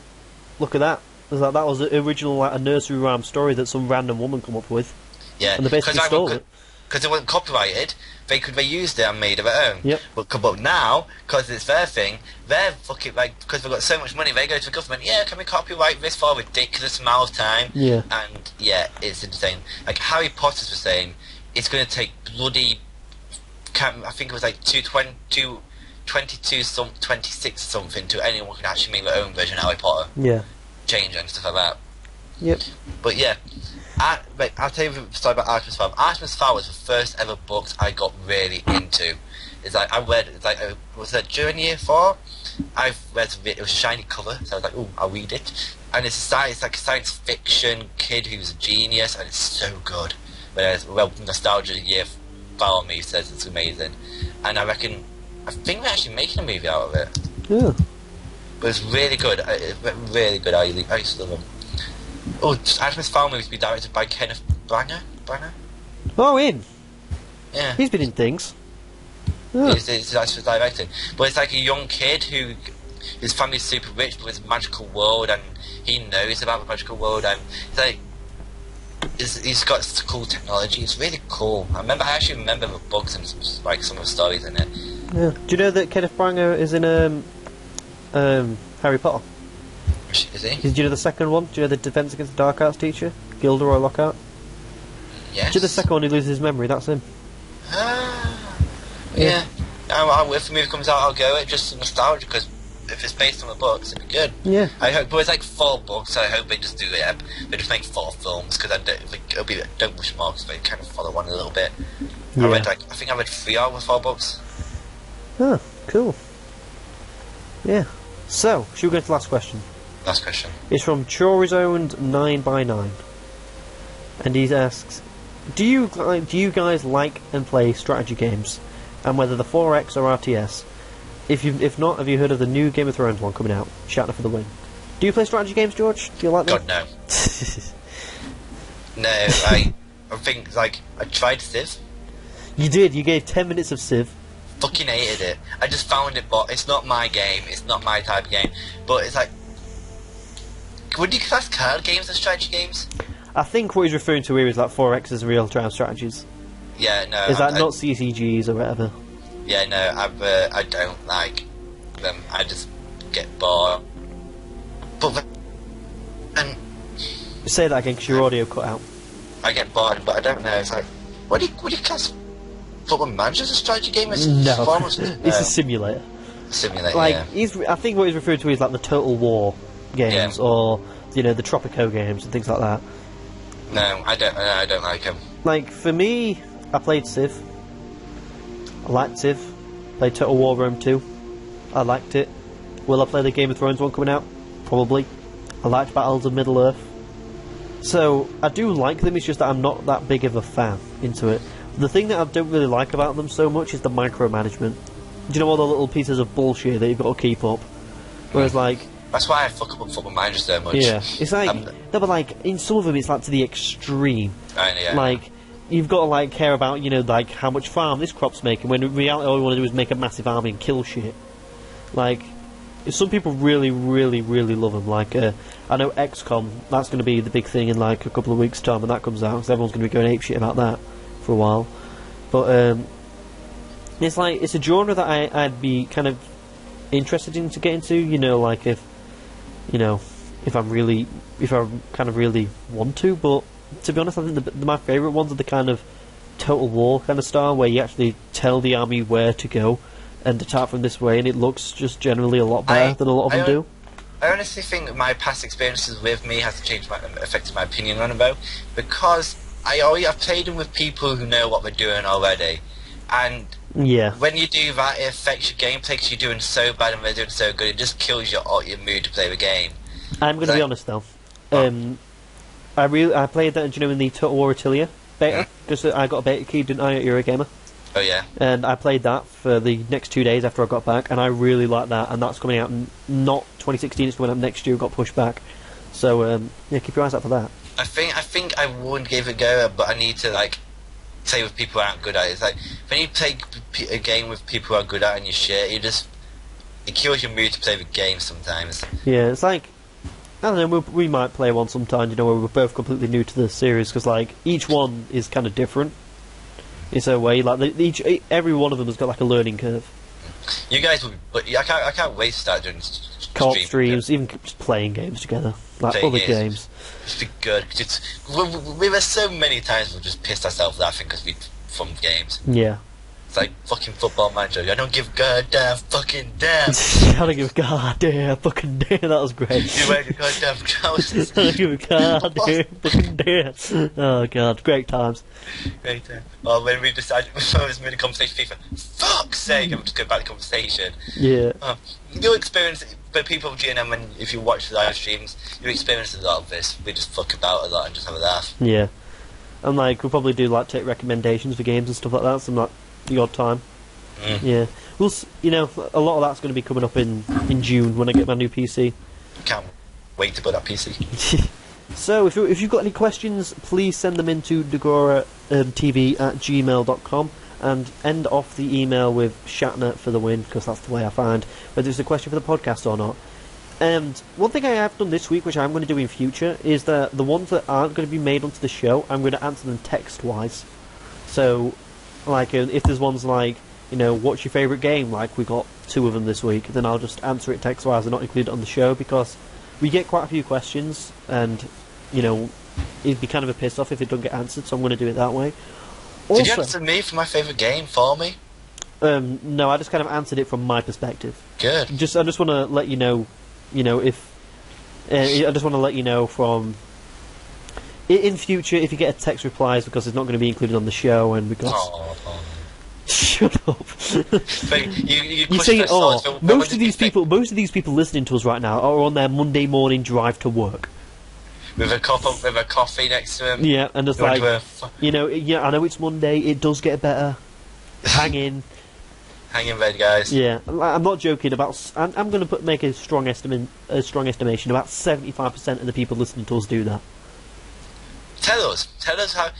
If any question, at the end of the question, if you want to ask a question, just tell us how you actually listen. That'll be a good way to get. Yeah, do that. Just like if it's like just listen to us when you're playing a game, listen to us when you're walking on the run. Yeah, I'm intrigued because like Conor, when he plays games, Conor's always listening to something. I listen to something all the time. I was washing up earlier, and I was listening to a podcast. It's like me. It's like I don't listen to. I'm playing Football Manager. I don't listen to anything. I'm just like me and you. I'm just like meh. I have 8 podcasts that I listen to a week. You have 8 podcasts. Do you watch every episode each week though? Do you watch all 8 without failure? Well, some I hold off. Like 6:06, I hold off for a train ride home, and just wait, or like whatever. Co-optional, never miss it. Elder Scrolls Off the Record, never miss it.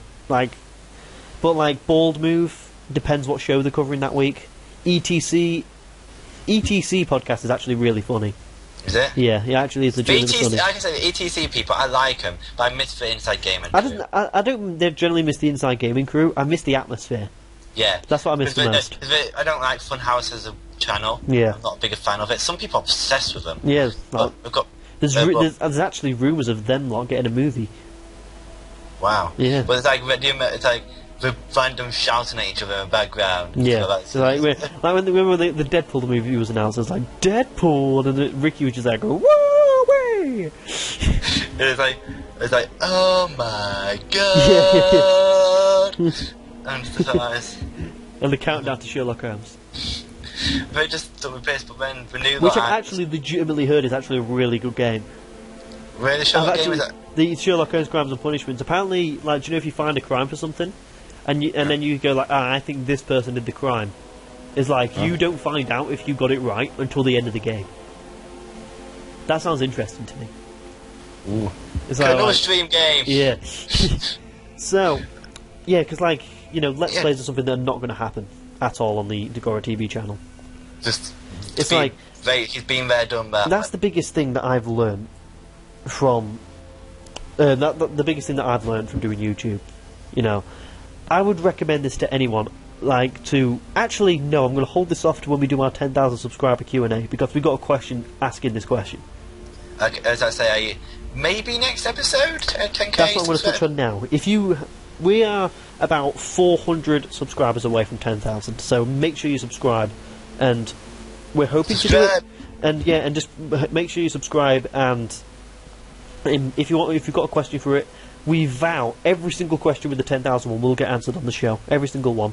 Every single one. And just put the subject of it at dagoraTV@gmail.com. Put the subject as 10,000 subs, and we'll go through it. So we're actually kind of going a bit over time. Would it be easy with 10k? Just 10k. Well, people have already put 10,000, so you know. 10,000. Then ignore me. Yeah. So 5-star review shout-outs. Okay. I'll just quickly I'll go through these and the donations and donation, and then we'll go into movies. So from America we have Brian P, Brian A, Louis A, David D, Mariah P, and Louise N. Ooh, got a girl. We have quite a few girls actually listen to this show. Hi. Our demographic is like 30% women. Oh, hi women, how are you? It's my sexual voice. I can't. Oh yeah. If you want people... Then 30% have gone now, Conor. Say sorry. Asia. Hey, we've got someone called KEM, and she's given us a 5-star review every single week. Well, no, thank you, Katie. Fair play, Katie. Fair play. And I promise you, Conor is not a sexual predator. No, with my 24-pack. Carry on. Asia. Michael... we've just lost 30% of our viewership. Hey, thank you. This is actually the most 5-star reviews I think we've actually got on a single week, so this is pretty damn great. It's because last week I was on it, and I'm like, amazing, Conor. So, I actually, like, yeah. Okay, right, Asia. Michael A, Mohammed P, Cheng L, and Veronica A. Australia, KTM, and Mark P. Europe, Max N, Holly P, Jose K, Sophie W, Michael N, Liam A, George N, Lauren Q, and Martin L. And to Africa, our very first 5-star review from Africa. Thank you, Alan N. Alan is his name. Donations. It's from Mark Gronge, and he leaves a beautiful, beautiful message. The donation is actually from Hayden Pierce. I'm just the one with the PayPal account. Mark Gronge says the donation is actually from Hayden Pierce. I'm just the one with the PayPal account. Beautiful message from a beautiful man. On with donations, when you said Jose, I thought he was going to whip out Jose Mourinho. No, then. I was Europe, Jose K. Jose K. Jose K. Can you just imagine, like, Jose Mourinho says, great podcast, guys, listen to it while I've got a lot of free time right now, I'm just listening to it. Yeah, right. So, let's go into the movie segment.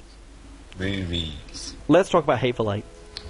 Yeah, me, Conor, and a mutual friend went to see Hateful Eight the other day. Yeah, and it was I like Quentin Tarantino's films. I haven't seen all 8 of them. I've seen 3 or 4. Glorious Bastards has got a bad review. Sorry? It's got like a 6.6 on IMDb. Inglourious Bastards. Like Inglourious Bastards. Oh. Yeah. I really enjoy that film. But yeah, Hateful Eight. I really enjoyed the way it was kind of set out. Like it was kind of in a way of a play, wasn't it?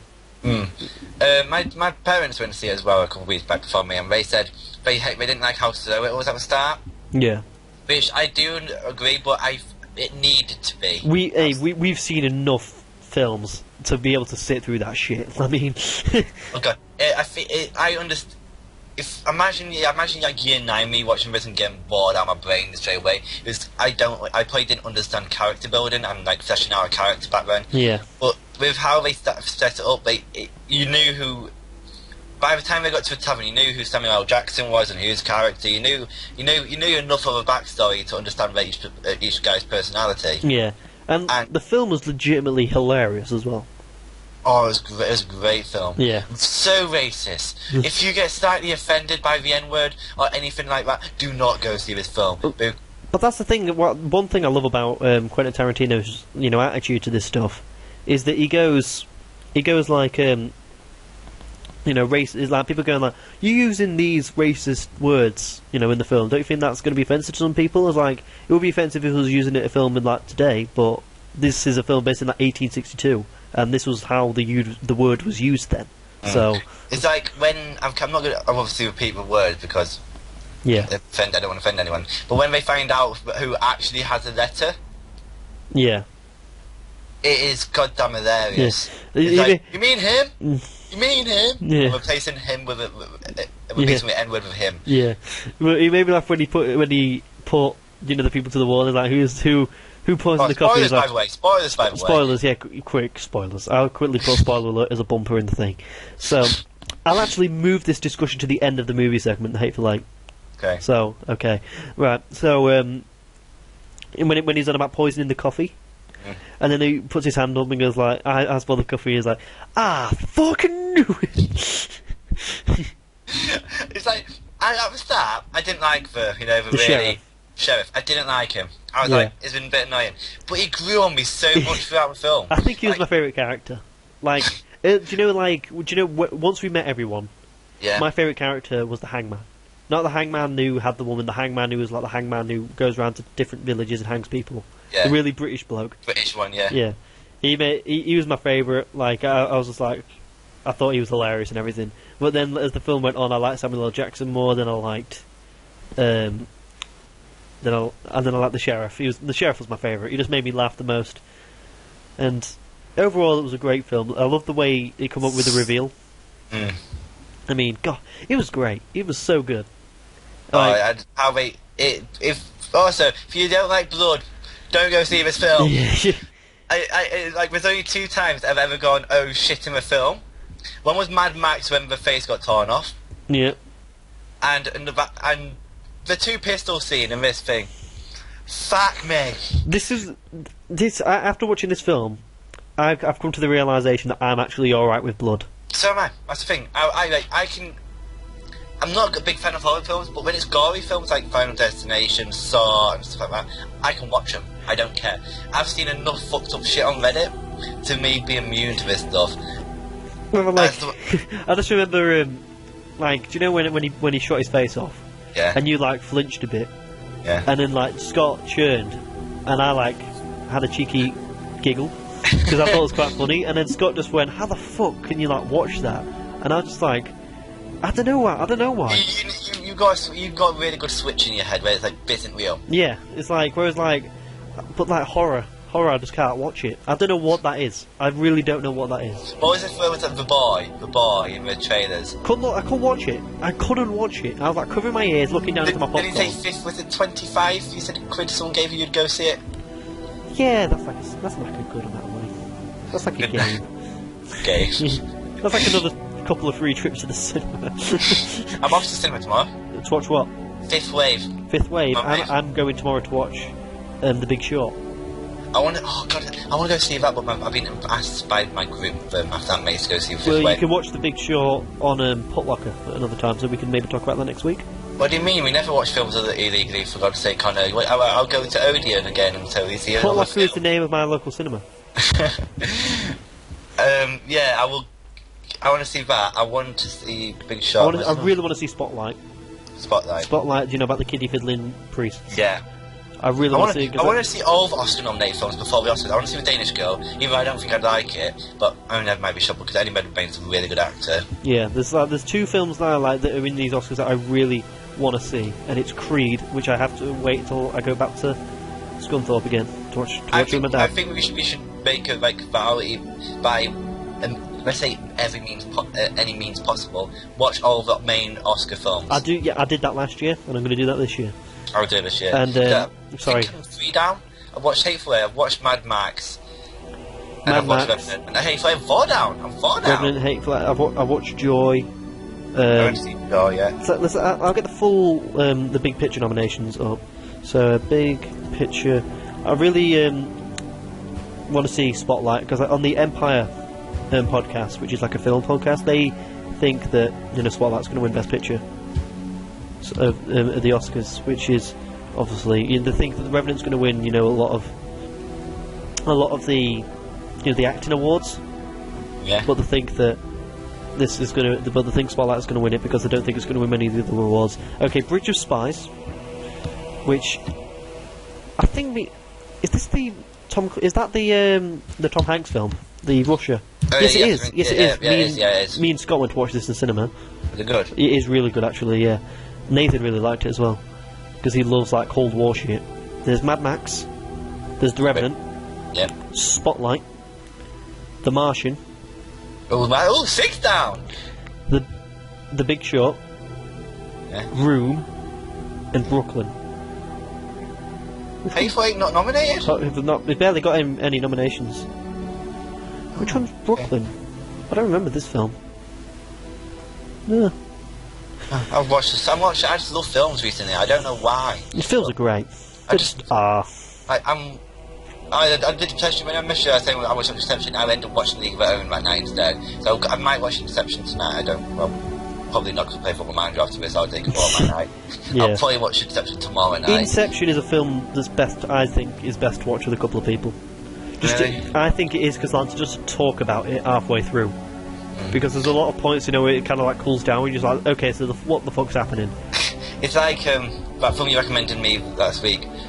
Catch Me If You Can. Fucking great recommendation. That was a great film. It is a great film. Leo's in so many good films. Have you seen The Departed? No. That's another great film. I would actually recommend that more than Inception. The Departed. I'll give that. Jack Nicholson, Matt Damon, Leonardo DiCaprio. That's all that needs to be said. Mark Wahlberg as well. Mark Wahlberg to me is like it can be good, but it's done so much average. He's done so much average. I don't know. He's been in like the average that he's been in is Transformers. And what was that Casino one? Italian Job was a good film. No, Italian Job is another one. Am I thinking of Will Smith? No, there's one with Mark Wahlberg. Please say Wahlberg again. Oh, The Gambler. The Gambler was good. Is it? Yeah. It just looked really shitty on there. Oh yeah, look, it's a crap trailer, and that is a slow film to start off with, but it's good. Daddy's Home was funny. The Fight is a really good film. He's in a lot of good films, actually. Fair play to him. That's your seal of approval for Mark Wahlberg. He needs it. Go to Mark Wahlberg, put a stick on his back, and say, "Man, you gotta get the photo and approval." Yeah. It's like, was it Eurogame who did that at E3? They've got their stickers. They go around at E3 and give them like the game what these sucks the most and stuff like that. Oh, you see E3 that like the awards, like game of E3 or best shooter or things like that, and then you have the stupid ones that just go around and just like best use of grass and things. Yeah, they do that. They have stickers for them. And, like, I remember one company actually was full on proud of it, put on a centerpiece and as a joke, and every trailer had it. Yeah. So, Hateful Eight was a great film. Go watch it. Definitely go watch it. What did you give it 10, Conor? I'd give it a solid 9. I'd go as high as 9. I really enjoyed it. I would say the same, yes, 9. I'm going to be honest. Coming out of the film, like Revenant, it's very different feeling it from The Revenant. Yes. But I honestly think I preferred this a bit more. I would have to agree with you. I really did enjoy the Hateful Eight. There's like Revenant, I come out of it and I was like, holy shit, that was a great film. Even though you fucked us over with my intermission because I wanted to get some food. Yeah, but fuck you. Like when I was just watching it, I was just like sitting back, even on the boring conversations part in the trailer. I was just like, I'm enjoying myself. This is like, and it takes a lot for a film just to be sitting in a trailer talking about bullshit to make me enjoy it. But the best part of the film was before the film even started. You know when I was laughing? Do you know when it comes? I'll say to the viewers when it comes up with the screen saying, this is the film, it's an 18 and everything, and when it says on why it's an 18, then it said strong bloody violence, and the guy sat next to George just went, "Yeah, Tommy, there's some strong bloody violence in this film." We had 4 was laughing upstairs, and he actually had tears. I couldn't stop, and then Scott was our friend was just like, "What? What are you laughing at?" And I was like, I tried to tell him, I can't hear. I'll tell you afterwards.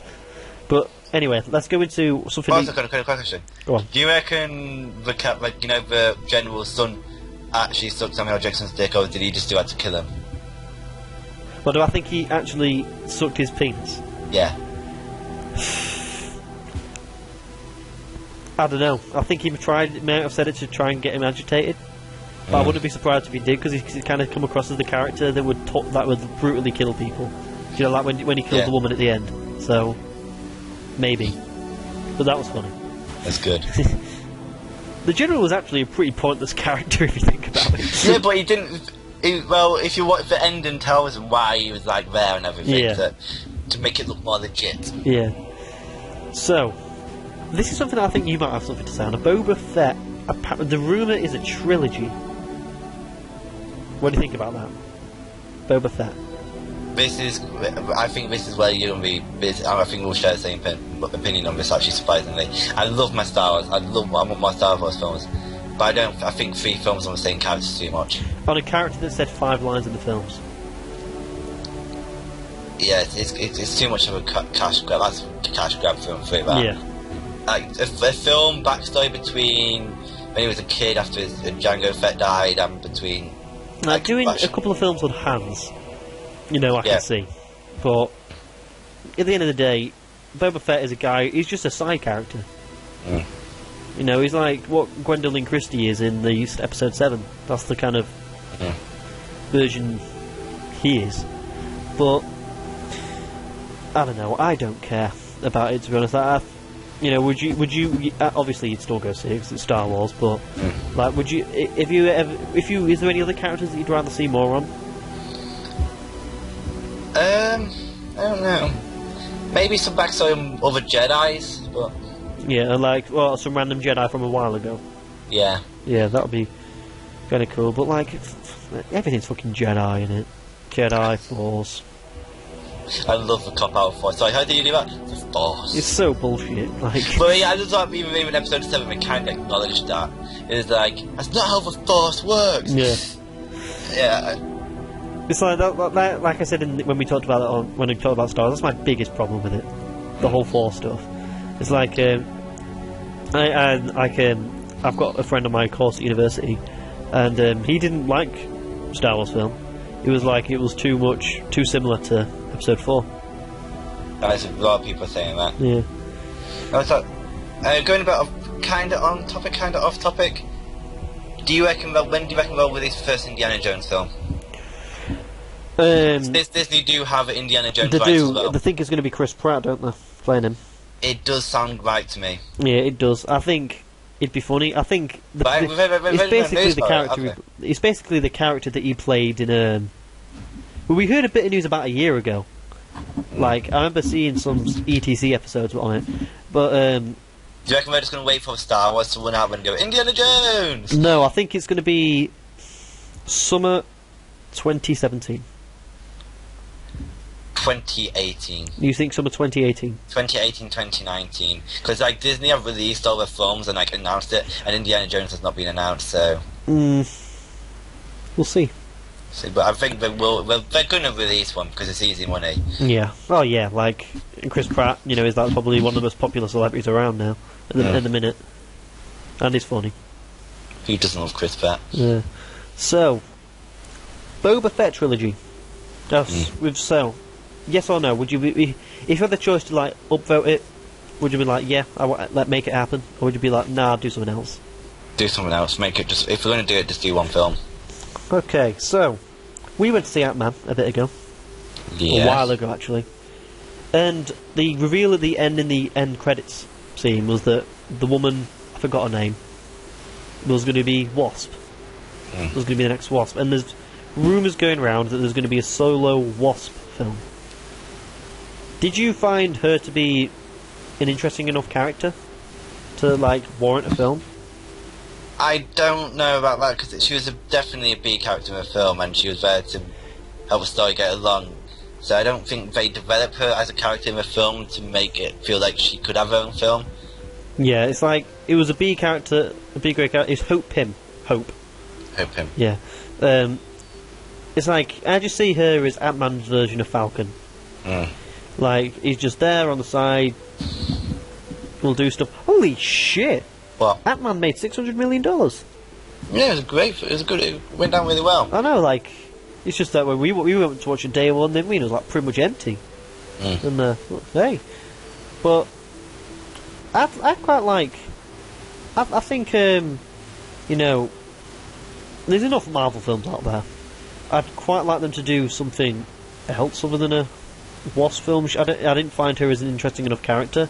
I actually found Hank Pym a much more interesting character. I'd rather have him. I'd rather have a film about him than But Moss. backstory, going backwards about Ant-Man. Yeah. It's like, do you know that But stuff? Hank Pym's like Hank Pym's like a controversial character in the Marvel universe. He is, yeah, 'cause he like beat up his. He punched his wife. Yeah. Punched his wife, and he's supposedly just an arsehole in general. Yeah.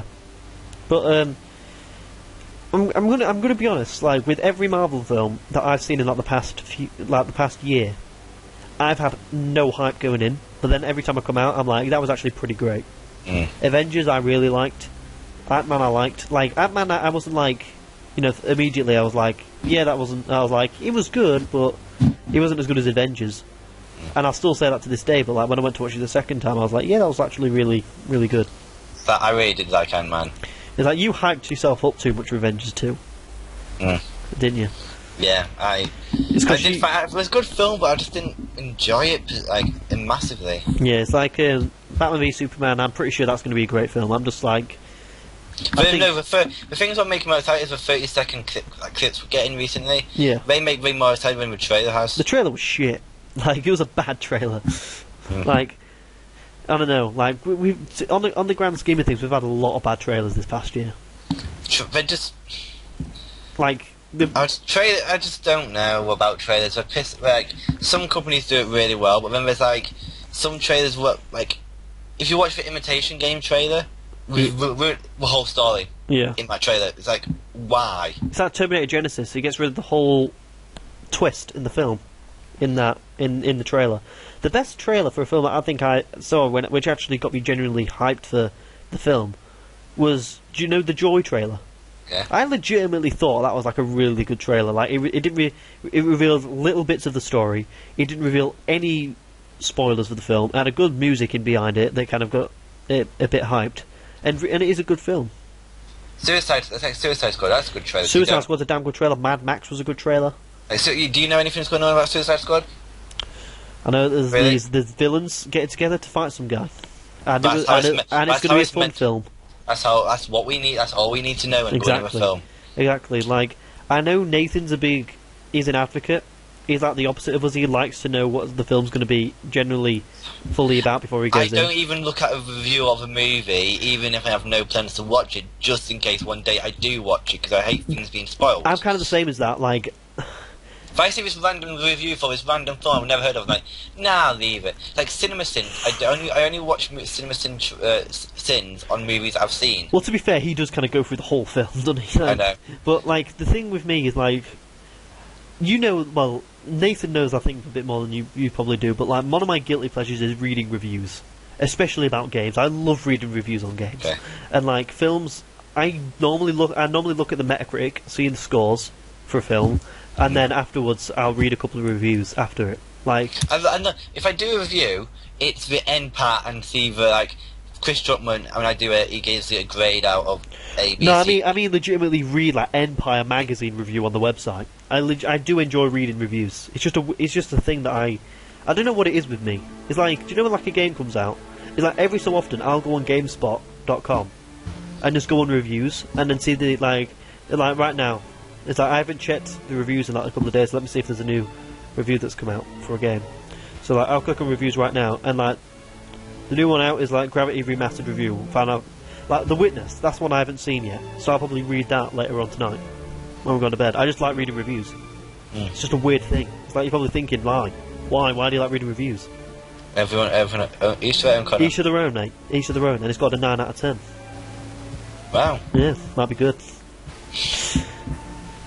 So, should we go on to the last topic? We've got 15 minutes to talk about Terminator. Go on. The two planned sequels for the Terminator films have been cancelled.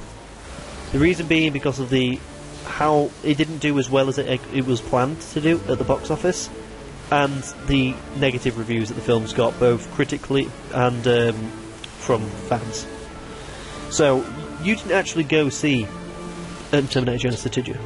I think I've seen Terminator 2. Terminator 2 is great. Terminator 2 is freaking kick-ass. I think I've seen it when I was a kid, so I might give it another rewatch. But Terminator 1 and 2 are phenomenal.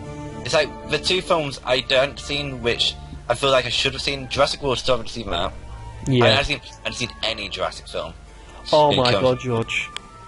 Never seen a Find Jurassic film. the nearest bridge. Oh my word. There's a bridge that goes over a train station. Should I wait for a train to come past? Just do whatever, mate. Never seen any Jurassic film, and I said therefore I didn't see Jurassic World, and I didn't see I've seen Terminator 2, I think, but I didn't want to see Terminator with anyone. It just seemed like a cash grab. Is that what it was? To be honest, I come out of it. I went to watch it with my friend Tyler, and I thought it was alright. I thought it set up a sequel pretty good. I thought it was like a good twist, but the problem was that, well, Tyler hated the film more than I did. The reason being because he saw the trailer and I didn't before it, and I was like, why? And he was like, because he's like kind of into Terminator, so he kind of wanted to see it, and I was like, yeah, sure, I'll go. And then, and I've seen all the Terminator films. I'm like, 1 and 2 are really good, but 3 and Salvation is one of the worst things ever. Like, you might have seen Salvation. It's got Christian Bale in it. Don't think so. It's dreadful anyway. Don't watch it. And I went to watch this, and I came out of it, and I was thinking like it was all right. I enjoyed it. And I think it kind of set up a sequel pretty good, but it's not something that's going to be on my mind that I have to see. But and like I'm not going to be losing any sleep that it's been killed off, like as a series. But you know, they could have had something there. But I think the worst part of the film is that, do you know that Jai Courtney? That's in. Do you know we went to see Divergent? He's in the Divergent films. I didn't see Divergent. You went with me and Scott. Oh no, Tyler went with me. He's in the Divergent films. He's in the. He's in Terminator Genesis, and he was in them bloody. And he's in Suicide Squad as well. And like he could be good in Suicide Squad. I don't know, but everything I've seen him in, I just think he's terrible. And I think he was the worst part of the film. But you know, I think it's kind of a. I think if I was as the company, I think it's a good decision. Yeah, it's like what Fantastic they made like announced Fantastic 2. Yeah, and they was like, yeah, no, not anymore. Like, God, that Fantastic Four film was so bad. Like, the thing is that we knew. Is it bad that I should watch it? Is that bad? Kind of bad. No, it's bad as in it's bad. Like, bad, do not watch it. Don't waste your time on this film. It's like Batman and Robin bad. Do not waste your time. But I heard Batman and Robin is a film you should watch because it's that bad. No, like they're saying you should. I think people are saying you should watch it because it's like on a set scale to know what bad films are. Like, do you know some films you can watch that like they're so bad it's funny? Yeah. It's not one of them films. It's just bad. It's like a generally like they try to do jokes that are like you think afterwards. Like there's a guy. There was 2 people sat in front of me and Nathan. A dad and his son, and like the Michael B. Jordan, the black guy, puts his like to do a fist pump, and then the white guy with glasses shakes his fist. Yeah. Yeah, and then the kid leant over to his dad and said quite loudly, like we could hear, he was like, "Was that meant to be a joke?" And I was like, I think the dad went, "I think so." That's the whole film, and like you don't see the villain until 15-20 minutes before the end. Okay. It's just, it felt like a 3-hour film that was like an hour and a half long. Wow. Okay. It was so awful. How tempted was you to stand up and just go fuck this? No, because I was actually having kind of fun, me and Nathan just bashing on it, just talking.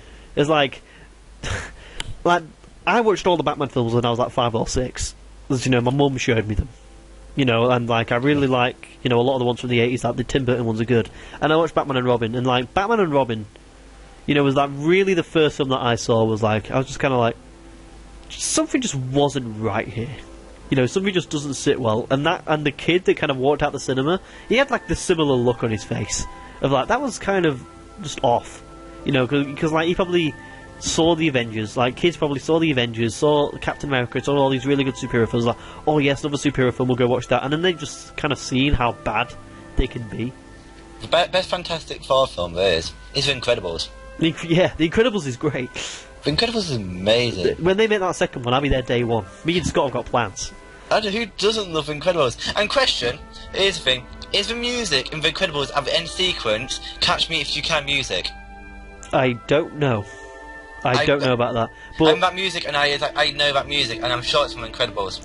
But this is a fun fact for you, George. There's actually a picture of me and Scott at a Halloween party when we're like 7 years old, where Scott is dressed up as the strong guy and I'm dressed up as the speedy guy. I need to see this. Yeah. There's that picture. It exists. Okay. We loved it that much. We played through the game because we like come through to irons like all the time, and we played the Incredibles game like 5 or 6 times through, and we watched the film like all the time. Such a good film, and like I'm looking forward to the second one. But I think that's kind of all we've got to say for this podcast. We're on time. It's rare that we are actually on time, but we are actually on time. Any final thoughts, George? Tell me how I did. I'm no Nathan, but I'm me. So yeah, like make sure you subscribe. 10k, so close. Leave your questions. Questions 10k, and also don't forget to tell us how you actually listen to us. I'm really intrigued by that. Yeah. I want to know how you guys listen to us, so that'd be cool. So yeah, don't forget to subscribe. 10k, so close. Yeah.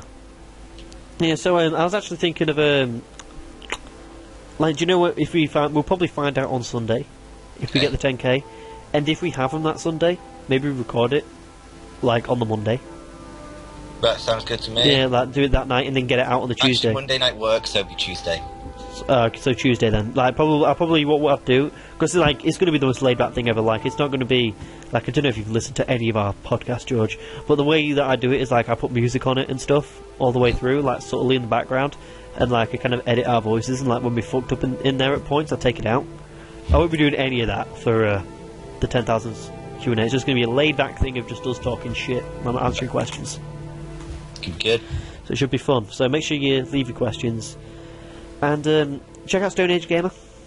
And also, my plans for games this week: play a bit more, probably start Uncharted 2, go into a bit more Oblivion, and maybe get towards the stage of finishing the Dark Brotherhood off on that, and maybe see what I'm going to next. Because I played quite a lot of that over the past few weeks. You know, but over the build up to Christmas, and well, that was 2 months ago. Shit, holy crap! So like on the build up to Christmas, I played quite a lot of it. So you know, I'm at a good point now. I'm kind of going there. What's the same? Is it more of the same for you, George? More Just Cause 3? Maybe start Dishonored. Just Cause 3, Dishonored, and obviously a good old fashioned Football Manager. It'll be damn great. And yeah. So thanks a lot for watching. Have a safe drive to work or from work, whichever way you're going to. And thanks again. Goodbye. Bye.